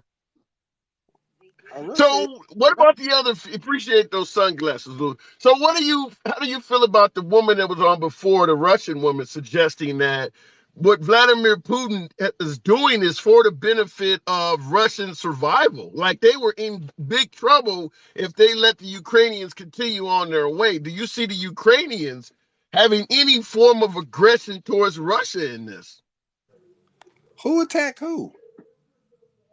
Well, according to her, the attack from Russia was kind of a self-defense incursion of sorts. I mean, you invade another country and that was a self-defense. I mean, was they Well, going? shit, we did this. We did the same thing with Iraq. Like I mean, he pointed out, we went into Iraq and under we the were guise wrong, that, and we huh? were wrong for that. We were wrong for Yeah, yeah. we were wrong for that. So I don't. I mean, I'm not taking no sides in this. I mean, well, I am taking sides, but I'm just saying, uh, Russia came over the border, right? True. So what is that? Well, there are these are some of the arguments I've heard. You can let me know what you think of them. One, the Ukrainians had bioweapons labs in there. That's one of them. Next one is supposedly some influx of neo-Nazi culture. Next, they were trying to become members of NATO when NATO had promised Russia that they would not put a NATO member country on their border. These are some of the arguments that Russians are making for why they had to stop the Ukrainians. Do you buy any of that? I mean, it could be true. I don't know. I mean, it could be true. I mean, I don't know because they only gonna tell us so much anyway. That is true. That is true. Only gonna I tell don't disagree with that. Well, So at the end of the day, you do believe it's a possibility that what Russia did was justified. That's hard for me to say. Yeah, That's what you just kind of no, I'm you saying kind of just said that. it's a possibility, but Russia invaded Ukraine. Ukraine didn't invade Russia. You know what I'm saying? I mean, like the young lady said before, this been going on a lot longer than a year. So Russia has True. actually been in Ukraine for a lot longer than a year. All right. Ukraine just Well, won't- last but not least, I gotta move it on. But Yeah, before I let you go, how do you feel about the notion? Folks are suggesting that if Trump had won a second term, Russia would never have went into the Ukraine. Do you see any validity to that? come on now. Trump would have let Russia walk in Ukraine. They would have walked in Ukraine. So it would have happened, but it would have been over with already. Yeah, it'd have been over with already. Come on now. Yeah. You're not the only one to say that. All right, Craig, I got to move it on. Yeah, I do man. appreciate you holding, man. Appreciate you. All right. Let me move it on. Okay. Looking in the comments. Yep. Hate to break it to you, but Putin lies. Yeah, they all do. I mean, I don't know any American politician that is honest either. So, but yeah, is Putin lying about things? I would suggest right off the bat, the reference of how Putin referred to what he's doing is a lie. Even when I spoke to the Russian woman, she was still suggesting that what's going on between Russia and the Ukraine is not even a war yet. Her statement was it's getting there. Somehow what's going on between the Russians and Ukrainians at this point is not a war? Then what the hell is a war? There are tanks rolling through town. There are aircraft firing missiles and dropping bombs. The death toll is off the chain. You got millions of refugees. What else would it take to make it become a war? But that's what Putin has done, is downplayed what's taking place. All right, let me go back to the box. I seen in the comments there, we'll go to Joe and Ross. I see holding on there. Biden is taking a lot of flack, but also receiving a lot of accolades for what he's doing for the Ukrainians. But what about you, Joe? And do you see what Biden is doing as the right thing, or should he have sat this one out? I guess it's something from your previous guest. I believe Biden, he's doing the right thing, because we have to, stand up for our agreements with them a long time ago. So I guess so because I look at it the same way as most Americans look at because I look at the condition that we in is like, hey brother, what you gonna do for us? You Yeah. serious, doing a lot of things over there, but and we don't want to be the world police, and I think that's what a lot of Americans see. We trying to be the world police, but we're not. We just doing our So, but agreements with them. how do you respond to that? Because that is the reason folks are saying Biden should have sat this out, is that America is not the world's police. How do you respond to something like that? Well, I respond like this here. Most Americans hate to see children and women to be murdered. And Mm. that part Well, of that part of our compassion that we don't like to see that, and we want to be involved, and this is the result of it. Because if well, this was happening. speaking of Americans losing lives, I want to run this from Biden because Patriot 1776, obviously the year, is saying in the comments Biden is going to get a lot of Americans unalive, get a lot of Americans killed. Do you see this potentially leading to a full-out American-Russian conflict where there is a lot of American casualties? Do you see any possibility to what this person is saying, that Biden is going to get a lot of us killed?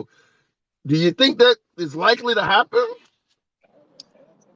Uh, and, okay, I'm gonna say it like this here because I really don't know, but I believe that within certain governments and especially world powers, they have a lot of posturing, and so I believe that Right. we might not get into a war. It's just a bunch of posturing, and if that's what it is to try to, because it's playing politics. And see I see a lot of people, they look at certain media, or they look at Facebook or whatever propaganda memes they're supposed to get involved with, and they come with the extreme part, but they don't realize Yeah, we've been down this road before. We know the posturing. Russia true. ain't.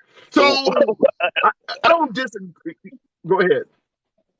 No, I'm saying is that Russia will not dare attack America.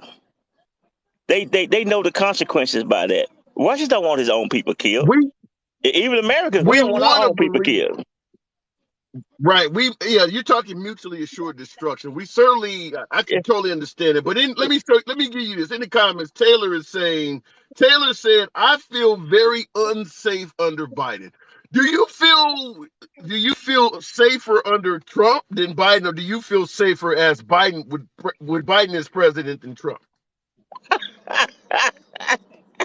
I'm I gonna give you, gotta ask. I'm gonna give you the reality of this here, brother. Uh, All right. I don't care who's in office. I'm okay. You see, what it is, you see, we all back in our own corners, don't even realize that we safe anyway. I don't care who's in office. I don't care if it's a Republican or a Democrat. And Okay, let quite me rephrase it. Okay, let me rephrase it then. I get your point, but let me rephrase it. Who do you think would be more likely to get us into a military conflict, Biden or Trump? oh man, that's a good one. I had to scratch my head on that, but if you would have seen me, and I got a bald head myself. But look here. But Okay. All right, Biden or I, Trump? Who's more likely to go off the handle first, Biden or Trump? I, I think none of them really. Biden that's showing pause to try to make himself look strong. Okay, so you don't. Trump got more backdoor deals than and then we got cream cakes out here right now.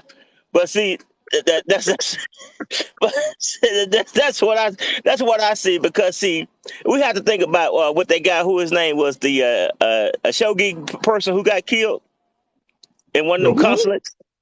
Khashoggi, the reporter.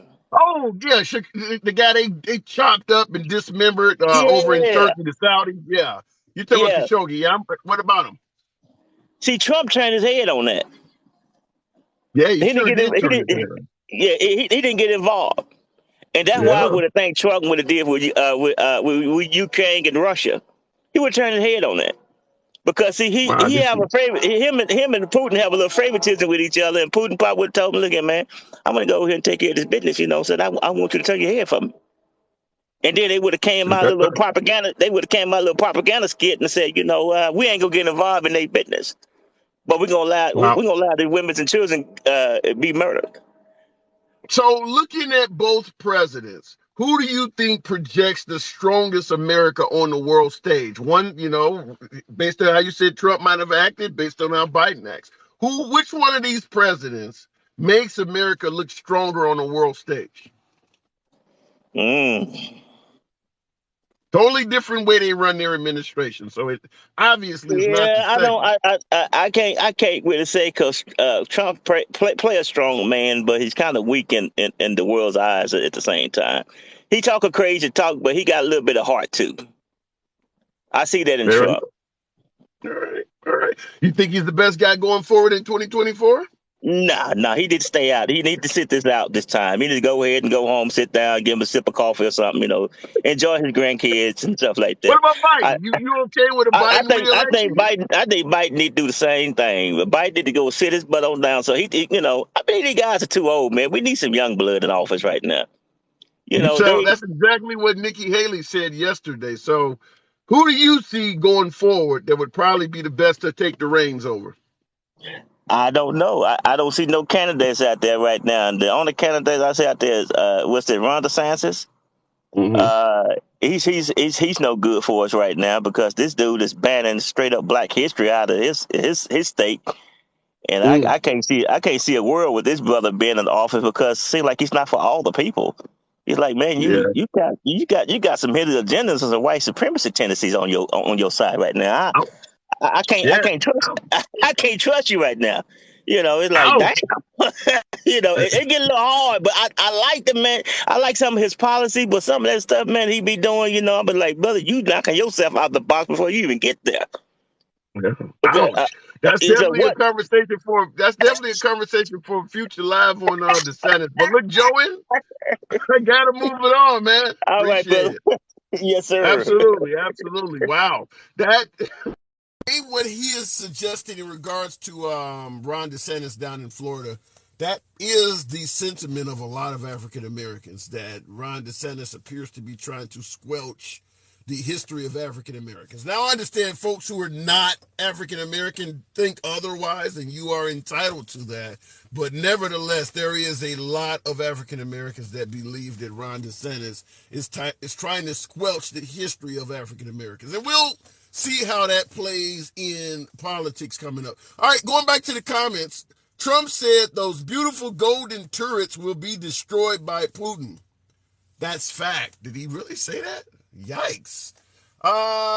Anyone banning books is on the wrong side of history. Stevie, and I do agree with that. I would like to see what is in the books that Ron DeSantis is getting involved in. So far, I'm watching right-wing media, and I watch a lot of right-wing media. I haven't seen where they're trying to ban, like, say, the Debbie Does Dallas DVD or something. I don't see anything crazy or heavily controversial that he's banning. I don't get why he is that deep in that, other than playing to a specific base. And to some degree, similar to what my last caller alluded to. I don't see any other reason why he would get that involved in that. You don't see many other governors doing anything near what he's doing. And he seems to be pretty damn passionate about getting involved in what children are being taught in schools down there. I would love to see the stuff he's taking out of schools. All right, let me go back to the box. It is... I don't know what happened with Taylor Girl, but it froze, and unfortunately, I can't do anything about that. But we'll keep it moving. My name is Kitten has been holding on. I see you in there, Mark. Appreciate you folks holding on. Hell, we got over 100,000 likes. Shit, maybe 120 if we keep your fingers going. Appreciate that. Tap the screen. Helps out the algorithm. As I always say, this is a MAGA-friendly program. MAGA are my preferred guests. Liberals are welcome too. Kitten. Welcome back. Man. Hey, so, Russia invaded Crimea February 20th in 2014. Ukraine was in talks with the EU about a major trade deal since about 2012. Their current president, Yakovich wanted to get rid of that deal and enter a bigger trade deal with Russia, who Ukraine was a huge trade partner under him, and he wanted to do away with the deal with the EU that they had been working on for 2 years. And then what happened is because he wanted to do that, the people rose up and overthrew the government and voted in a new leader. So for the Russian to say that they had no support from the people it's called the Revolution of Dignity. It happened in 2014. The people rose up and overthrew the government because they didn't want to have closer ties to Russia. So the people of Ukraine felt that their government was selling them out, and you're suggesting they overthrew the current government, and that's where Zelensky came in. Correct. And then after that happened, Russia invaded Crimea. So what you have here is a dictator in Russia who saw that he was losing his grip even more on Ukraine, and he decided at this point it's now or never, and he went through completely at this point, because Vladimir Putin's sole job, his sole goal in life is to reform the USSR as a capitalist oligarchy. That's his goal in life. Now, I had a woman on a few callers back that was Russian. She said she was Russian. Now, she is suggesting that there was a hell of a lot of corruption in the Ukraine under Zelensky, and that Russia is doing this kind of as a measure of self-defense. How are you going to say that there was a ton of corruption under Zelensky when he had barely any time to govern properly? Yeah. Almost immediately after he took office, they're involved in a major. The guy's amazing. He's a brand new president, and he's involved in one of the most major crises in modern history. Yeah. Oh my God, man! People are insane, dude. So, how do you feel about the notion that if Trump had been given a second term, none of this would even be happening? So let me put something to you Republicans in chat here. Ukraine leads to the Mediterranean Sea through the narrow straits. All major trade in the world happens by sea. If you allow Russia to continue and own the narrow straits, guess what? America loses power over the trade routes in the Mediterranean Sea. You Republicans have no idea about country self-interest or military tactics. You all are absolutely blind. So at the end of the day, you believe what Biden is doing is right? Correct. Yeah. I don't, as a liberal, I'd certainly support what he's doing. I don't like where it's headed, but I guess we have to ask this question. If it does look like it will end up being Russia versus America, are we willing to defend the Ukraine up to and including World War III? I mean, I don't see that happening, my dude. Russia's been losing their pants the whole time through a proxy war. Unless Russia escalates. Wait. What about the idea that China has now suggested that they're considering arming the Russians? So now we're going to be dealing with Chinese weapons. I would love to see that happen, my dude. Do you know how much money China gets from us? I mean, their interests are so closely tied to ours. For them to side with Russia is practically economical suicide for them. So we'll see how that goes. I don't know. So you don't see China getting involved at all? No, I don't see that happening. First of all, Russia's going downhill. Okay, Putin's taken all the money out of the economy. They are a failing nation. Their military is weak. They can't even take on a country the size of Ukraine. That's a losing bet for them. Meanwhile, America is not thriving, but we're doing better than Russia. We give them billions of dollars in trade every year. All of the factory work that we have done is over there. For them to side with Russia over us would be literally economic suicide. So if what you're saying is true, then would it be safe to say you also believe that there's no chance that China's going to take Taiwan? Now, you see, that's not so. China literally has no interest in Ukraine. None. They don't care about Ukraine. Okay. Now, Taiwan is a NATO member country, though. Yeah. So now you're talking about something that has shamed China. China feels shame over the fact that Taiwan is its own nation, right? And that is a big scar on their poise, their position in the world, right? Because you have this little country that defied the big bad Chinese government now. So yeah, and plus Taiwan is lit when it comes to microchip processing and different resources that they have. So yeah, China has a serious vested interest in Taiwan. They do not have a serious vested interest So in Ukraine. okay, but you said they wouldn't go head to head with us in Ukraine because it's suicide. But now Yeah, when it comes to Taiwan, you're saying they're willing to do it because they have a vested interest. It's still suicide. it is correct. And we'll have to see if that vested interest is worth the suicide, isn't it? Yeah. Because Fair it is, enough. it's economic. There's no denying that it's economic suicide. I'm not proposing that it is. Imagine cutting off all trade with China altogether. Imagine that. Go ahead. It's economic suicide, no matter how you look at it. It would make the price of goods and goods and services in this country, particularly goods, for a minute skyrocket because Of a lot course, of and our you would shit have a is very massive cheap. lack of production. I mean, guys, it's not going to happen. Now, whether it's worth it to them over Taiwan, well, I guess the ball's in China's court for that, isn't it? Somewhat. I don't know. I don't know if I would rule it out. But under Trump, none of this happens. You don't buy that. If we didn't help Ukraine, you lose major military positioning throughout the world. You could potentially have a major trade partner in Ukraine that, again, has access to a major sea that leads to the entire world. I'm not just saying this because I feel it. The military is looking at this, and if you think they're not, you're a fool. Fair enough. All right, kitten, you know what I got to do. Anytime, come on back through. Later. Have a good one. Absolutely. Appreciate you holding. All right, looking in Tesla is bringing back factories and steel. All that from Elon Musk. And I don't know if that alone is going to do it. If Russia is that weak, then that would make them even more dangerous with nukes. Well, we know North Korea is not necessarily a strong country, and they're very dangerous. And many folks gave President Trump, number 45, a lot of credit and accolades for going over there and meeting with Kim Jong-un.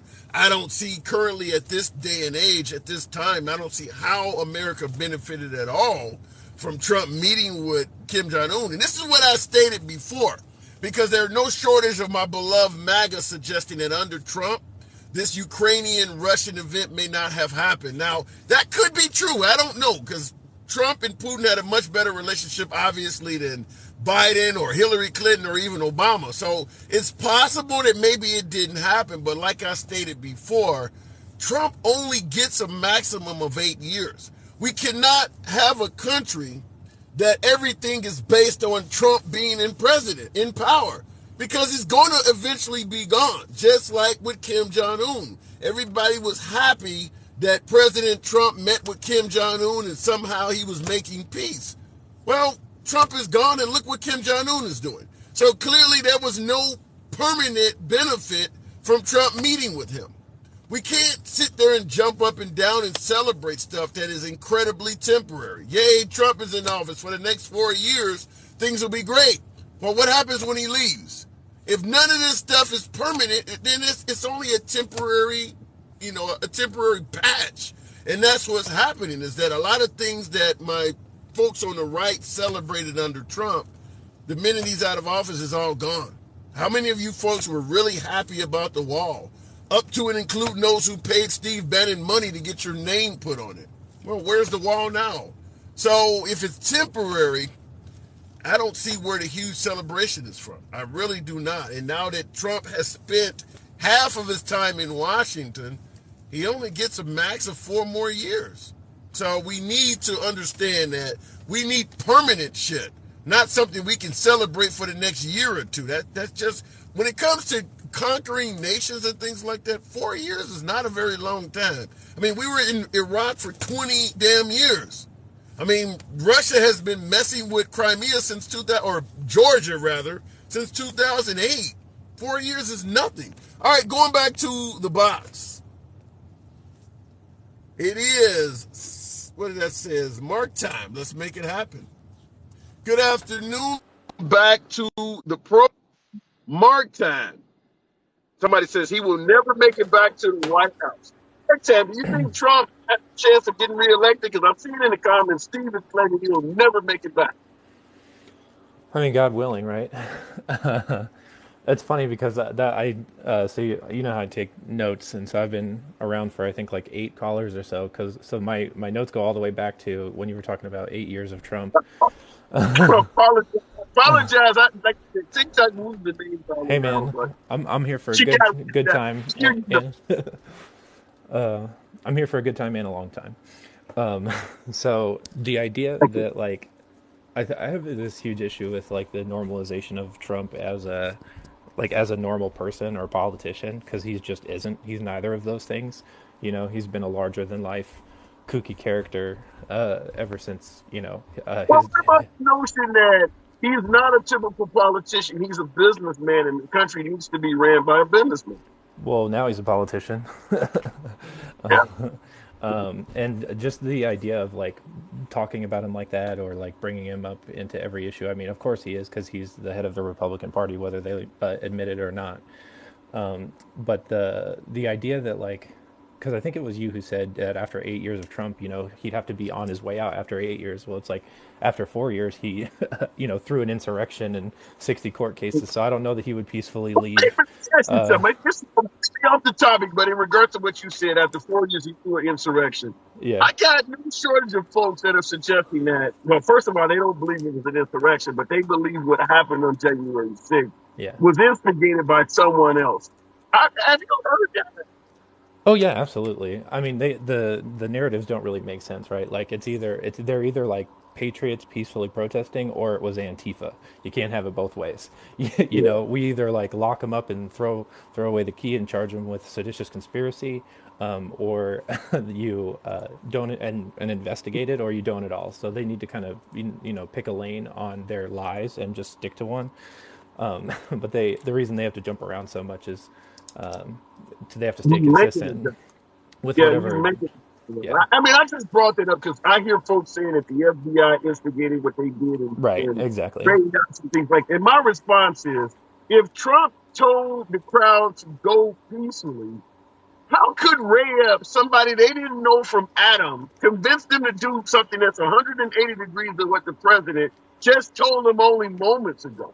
You Exactly. know, some dude they have no clue could actually make them do whatever they like he's a piper of sorts. It makes no sense to me. But Right, exactly. Are we freeing these like patriots who are in jail, or was it Antifa? you know, like pick one. Um, and same give me thing with what you with got now. What else? the with on the Ukraine thing of like.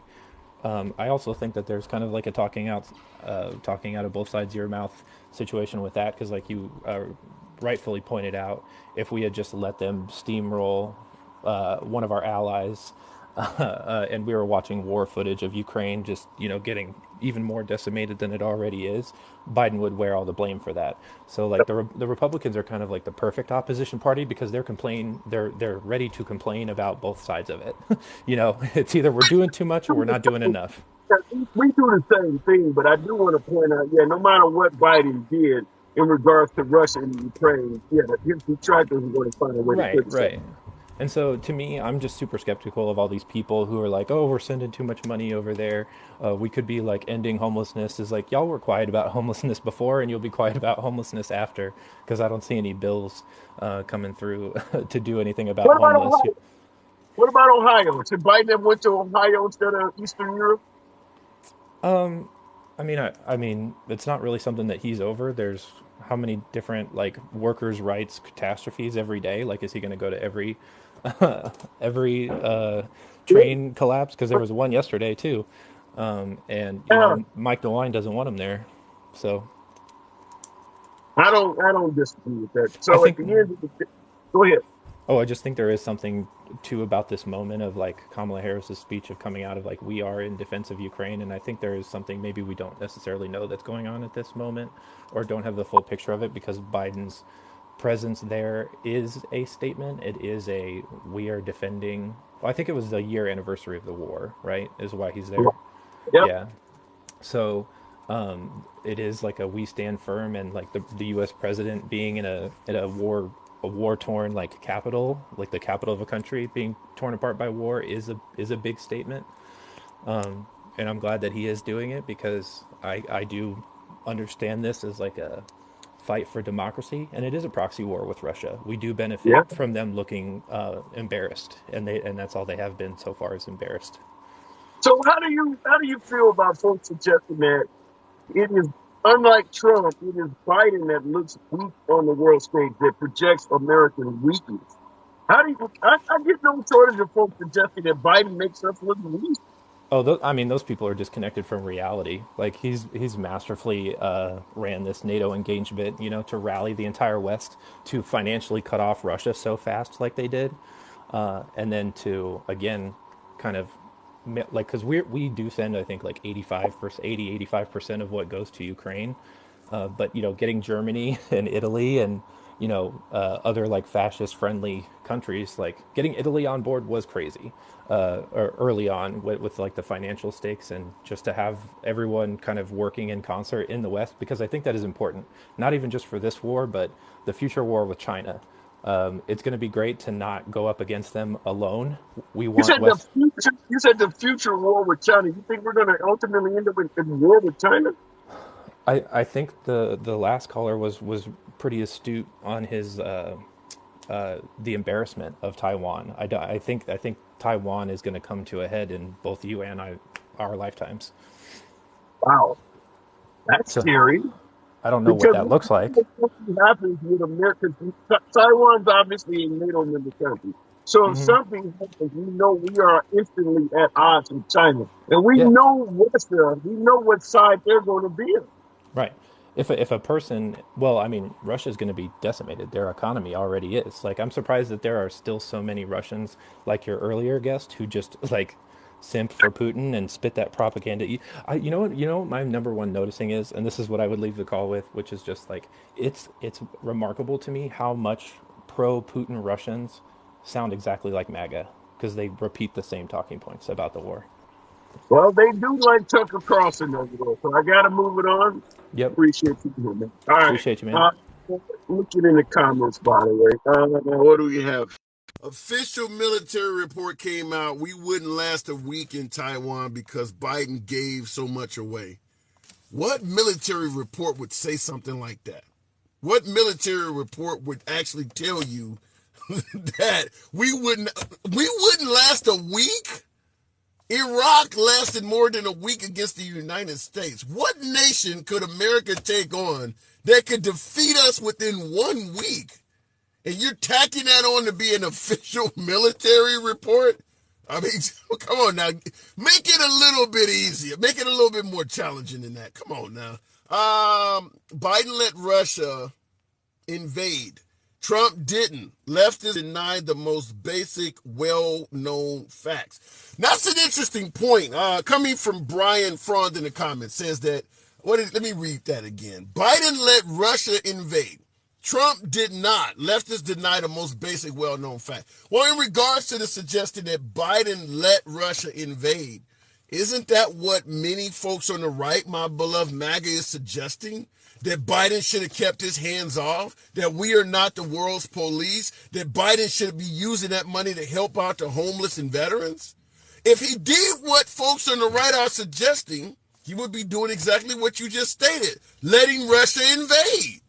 So you're giving Biden criticism while admitting he did, in your opinion, what you wanted him to do. Let Russia invade. Do you realize the irony in the comment?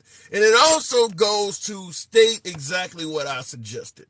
That if Biden did nothing, and as you say, let Russia invade, you'd criticize him. You're criticizing him right now, even though he is actually fighting back. But your statement validates what I and many other callers have suggested, that if Biden took the advice of folks on the right, did not play the world's police, did not get involved in that event over there in Eastern Europe, that folks on the right would blame him for letting Russia take over the Ukraine. You're doing exactly that. All right, going to the box. Looking in the comments real quick, Jason says, Lord helps this guy. Makes no sense. Trump's administration was war-free for 4 years. Well, that's actually not completely true, Jason. I don't know if you remember the 59 Tomahawks that Trump fired early in his administration into Syria? Do you refer to that as being war-free? So I don't know if we totally agree with that. Now you can give your opinion on what you think happened from him firing those, but if you fire 59 Tomahawk missiles into a sovereign nation, you're not war-free. Going into the box, Seymour Doolittle. Okay. Creative names. Let's keep it moving. Seymour Doolittle. Trump dropped the Moab, the MAB, mother of all bombs. That is true too. That also happened under Trump's watch. The mother of all bombs. Seymour Doolittle. Good afternoon. Hey, greetings. You're ramping this thing up. It's like apparently it's been so. growing and growing and growing. My girlfriend used to say that. By the way, folks, tap the screen. Get your boy up to 115,000. I can't believe all of the love. You're right. They're hanging in there. Seymour Doolittle. Yes, what do sir. you think? I think it is. You're actually being neutral. That's the key. I try. You can have both groups in here. Idiot. I still get called an idiot by my right-wing followers and a sellout Uncle Tom by my left-wing guys. I can't win, man. Yeah. Just stay the course. It's all right. I try. Appreciate that. All right. First of all, people are victims of the media. The media is not a friend of the United States citizens or internationally. So we learned some things. We talked finally to a Russian who actually seemed reasonable, that wasn't like inside of Russian propaganda only. She was living in an outside location in Israel. She brought up, we have BlackRock buying a bunch of land, and then we also have money laundering. You never hear that on any kind of Western media, right? But it has been said by certain individuals about how corrupt Ukraine has always been. It's one of the most corrupt nations as far as money laundering. Before Zelensky, before I can't remember the last president, it's been like decades. Okay. The other thing you don't hear about. Russia, when you talk about Ukraine being corrupt, and you're right, I've heard that over the years, but you ever heard the phrase pot calling the kettle black? Can Russia be the one to point out Ukrainian corruption? No, well, that wasn't Russia. That was a Russian citizen that knows stuff about other things than Russian propaganda. Yeah, but she would have to know, that Russian citizen, the woman that was on here, she would have to know her own country is corrupt as hell too, right? Well, I think there's different kinds of corruption. When you have so the government in Russia is corrupt. Yeah, the propaganda they put out is also propaganda, but there is some truth to their. Do the citizens of Russia even have any control over who their elected leaders are? Right now, I don't think the United States does. Boom! How can that be said? Yeah, elaborate on that. I need to hear more. Tell me what. Well, here we go. Conspiracy theory. Now you can put a tinfoil hat on my head. I need to hear. We don't have free and fair elections anymore. When did it stop? It stopped. Well, it's always been to a degree, and politicians that are old folks, they actually joke about it from both sides because they had proof of it in elections like in Maryland, and elections like in a few of your border states that are kind of not red or not blue. They kind of switch every 4-8 years. So it's always been there to some degree. But now it's to the point. So how do we select leaders in this country? Well, we have something that we see on the media, which is a lie, that makes it seem like we're still free and fair. And we go to the voting booths like dutiful citizens, and we elect our people. And that's the way it should be everywhere. The thing we don't get is mass election fraud. So we currently have Biden in the White House. Before him was Trump. What made that change happen? If the voters didn't do it, what made it go from Trump to Biden? Well, it's funny because we saw it prime time on election night after the elections. We were watching it.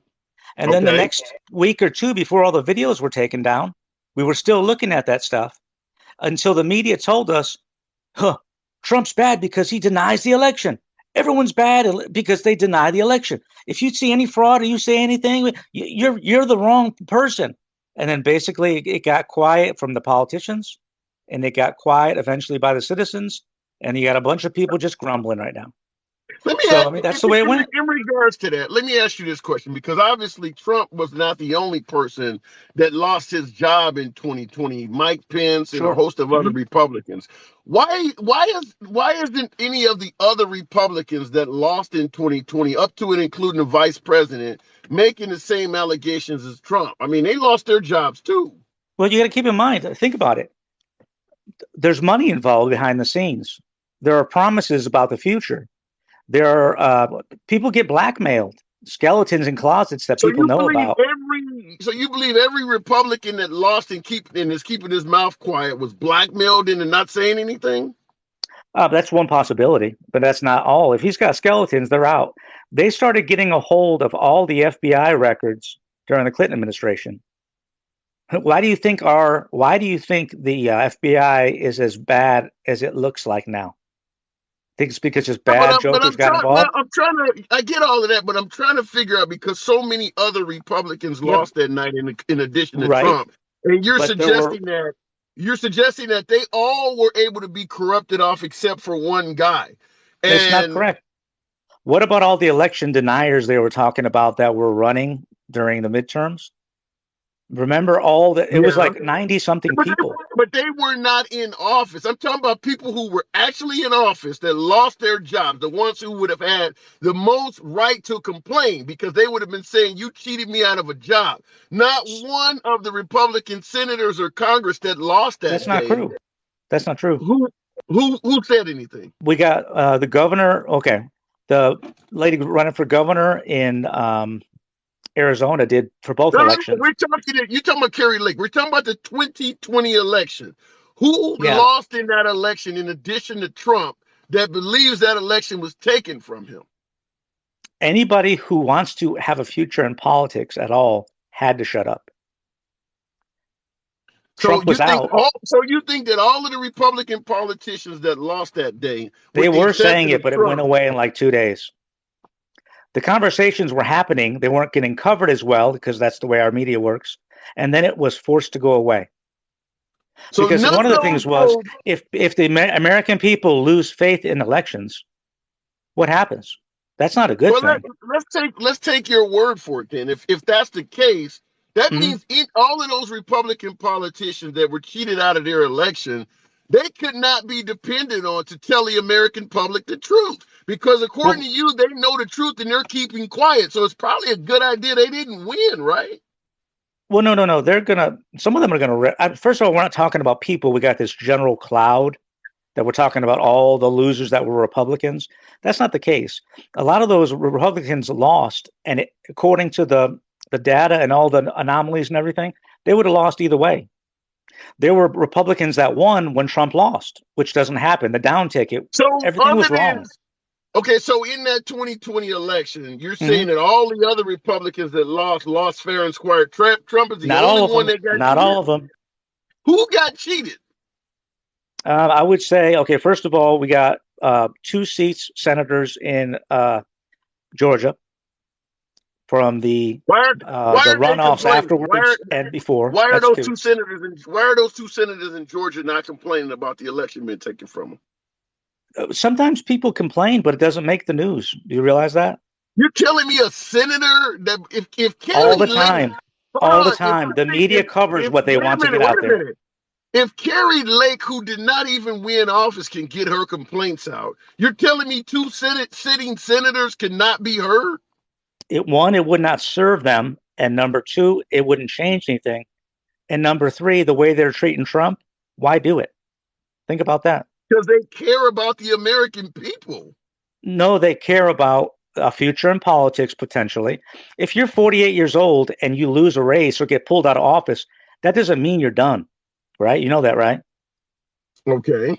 If you're going to be if everybody who denies the election was fair has been made to be crazy, like Trump, who's completely crazy, like your last person, he's crazy. They're crazy. Your political career would be over at 48. You understand?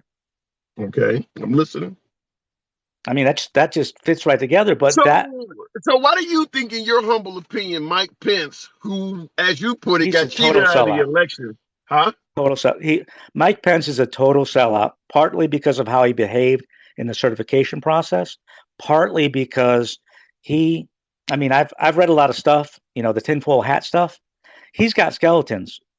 And Okay, if the well, let skeletons me ask come you out, this. Let's say everything you're saying is right. Mike Pence is a sellout. He got skeletons. Trump promised us when he got elected he was going to surround himself with the best and brightest. How is it right? that you know he has skeletons and he's a total sellout, How but yet the do we know he president who knew? appointed him? Wait a minute.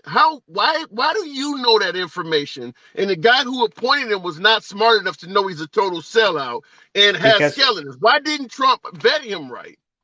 well, I don't know about that part. I wasn't in the vetting process, but I can tell you that 3.5 years after, and all that time, you can find other things. You know what I'm saying? Trump didn't have 3.5 years to vet The Pence. guy's so so you don't see where Trump made any bad move by appointing Pence as Oh, I vice think he did president? make a bad move Okay. because he All comes right. across as Mr. Straight-Lace. You know what I mean? Mr. Christian, Mr. Right. Above reproach. And Right. he even played his cards to be like, well, I don't know what Trump did all that. That was completely wrong. So But, I wouldn't have done that to go so along with the who's media Mike narrative. Pence? So in your opinion, who is Mike Pence selling us out to? The same people that rigged the election. The Democrats? Not You the think the Democrats. The Democrats? people didn't do it. The people Who? on the political leadership type did it and had the hands in it. When you're sitting there voting for somebody, you think, okay, so you watch the media, you think this guy's good based on what you're watching, this guy's probably bad based on what you're watching. You do a little research besides that, but then you go to the polls and you do a good citizen thing and vote. When I say Democrats, I'm not talking about you. You did everything right. You're a victim of the media based on what you're basing your stuff on, and you're a victim of the people that are rigging the election. And it's not like they had a rig 6 million votes and you look at the popular vote and everything. Go to each one of the states and see what the loss was by, or what the win was by, how close it was. So let me ask you this, because you started out by saying we don't have free and fair elections, and we've been kind of focusing on the 2020 election. But let's go back. 2016, Trump beats Hillary Clinton. Right. Was that a free and fair election? No, it was also rigged, but not for Trump. Hillary was so horrible as a candidate and so unliked that even with all of the shenanigans, enough people got out there and voted, and it worked out like it should have. That's not rigging, though. If she's a hated candidate and people vote against her, what is the rigging? No. That's not what rigging. I'm saying is all the rigged votes that are in there weren't enough to even. So you believe Hillary was trying to steal it, and she didn't get not Hillary. enough. People for Hillary. Hillary's not a one-person thing. All right. So when you got a machine behind you, it's the machine, not the thing. All right, fair enough. So when I ask you, when did the free and fair thing start? Let's go back even further. Trump versus, Obama versus Mitt Romney in 2012. Obama wins. Was that a free and fair election? No, but it's different. Most of it wasn't at the ballot box. Most of it was by Romney himself. Look at his voting record. What is Romney? What has he voted for since Obama became the second, a second term? All the way through Trump.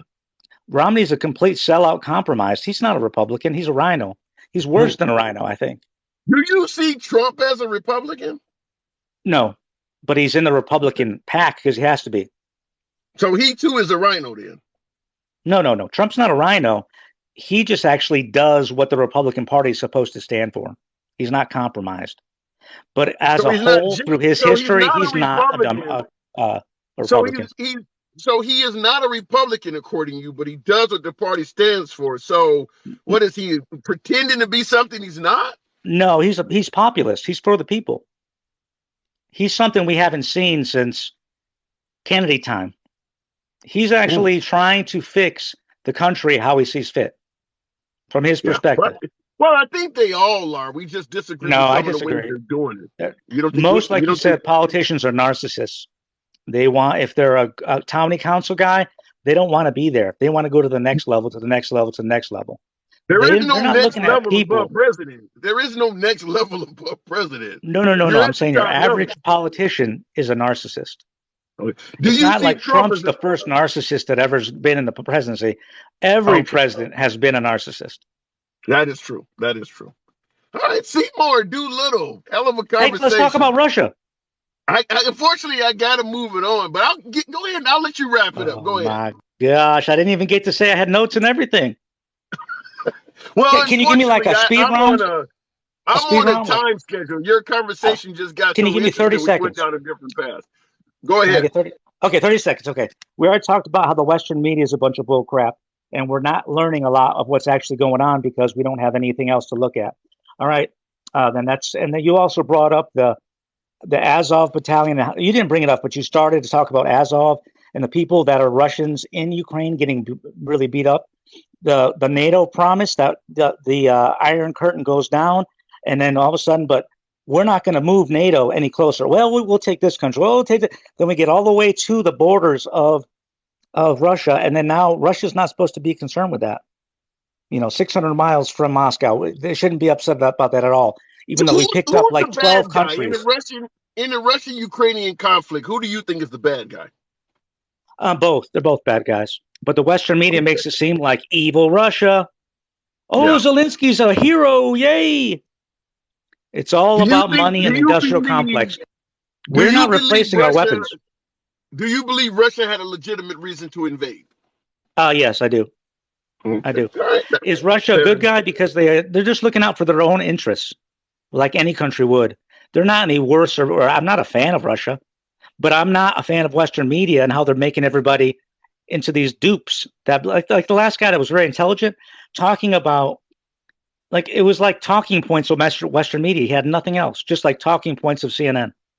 And it's it's sad. Some might say your view on the 2020 election is talking points from the right as well. But I got to move it on, Seymour. All right, my tinfoil hat, I tap it to you, my friend. All right, good talk. You be blessed. Absolutely. Come on back anytime. All right, look, that last guy was very intelligent, period.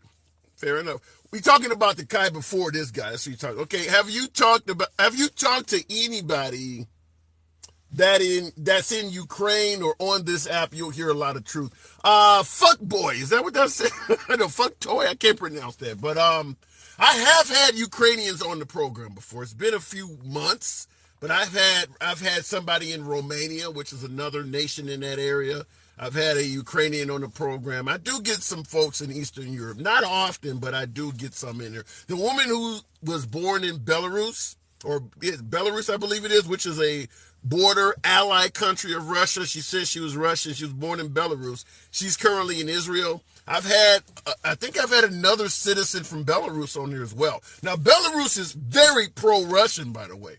So you're going to get, the mindset from a favorable standpoint of Russia anytime you get somebody from Belarus.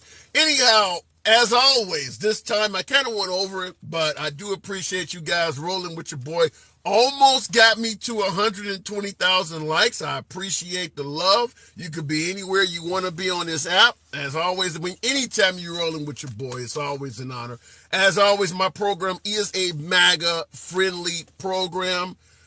MAGA are my preferred guests. I don't ban, block, or censor anyone for their commentary. You know how we do it. Even without a moderator, we tend to make successful, civilized dialogue happen from both sides of the aisle. If this is what you enjoy, this type of civilized dialogue from both sides, feel free to follow the program. It helps out the algorithms, brings me more MAGA, but liberals are indeed welcome on the program as well. So, having said that, 122,000 likes or whatever the hell you guys have blessed your boy with, I do appreciate that. God damn, that's nice. I don't want to take the Lord's word in vain, but damn, that is very nice, you guys. Shout out to you. None but love and respect. 11:30 a.m. Central Time is when we do this. It's a lunch break live. I got to take my ass back to work. It's your boy Tim, the handsome liberal. I got to go.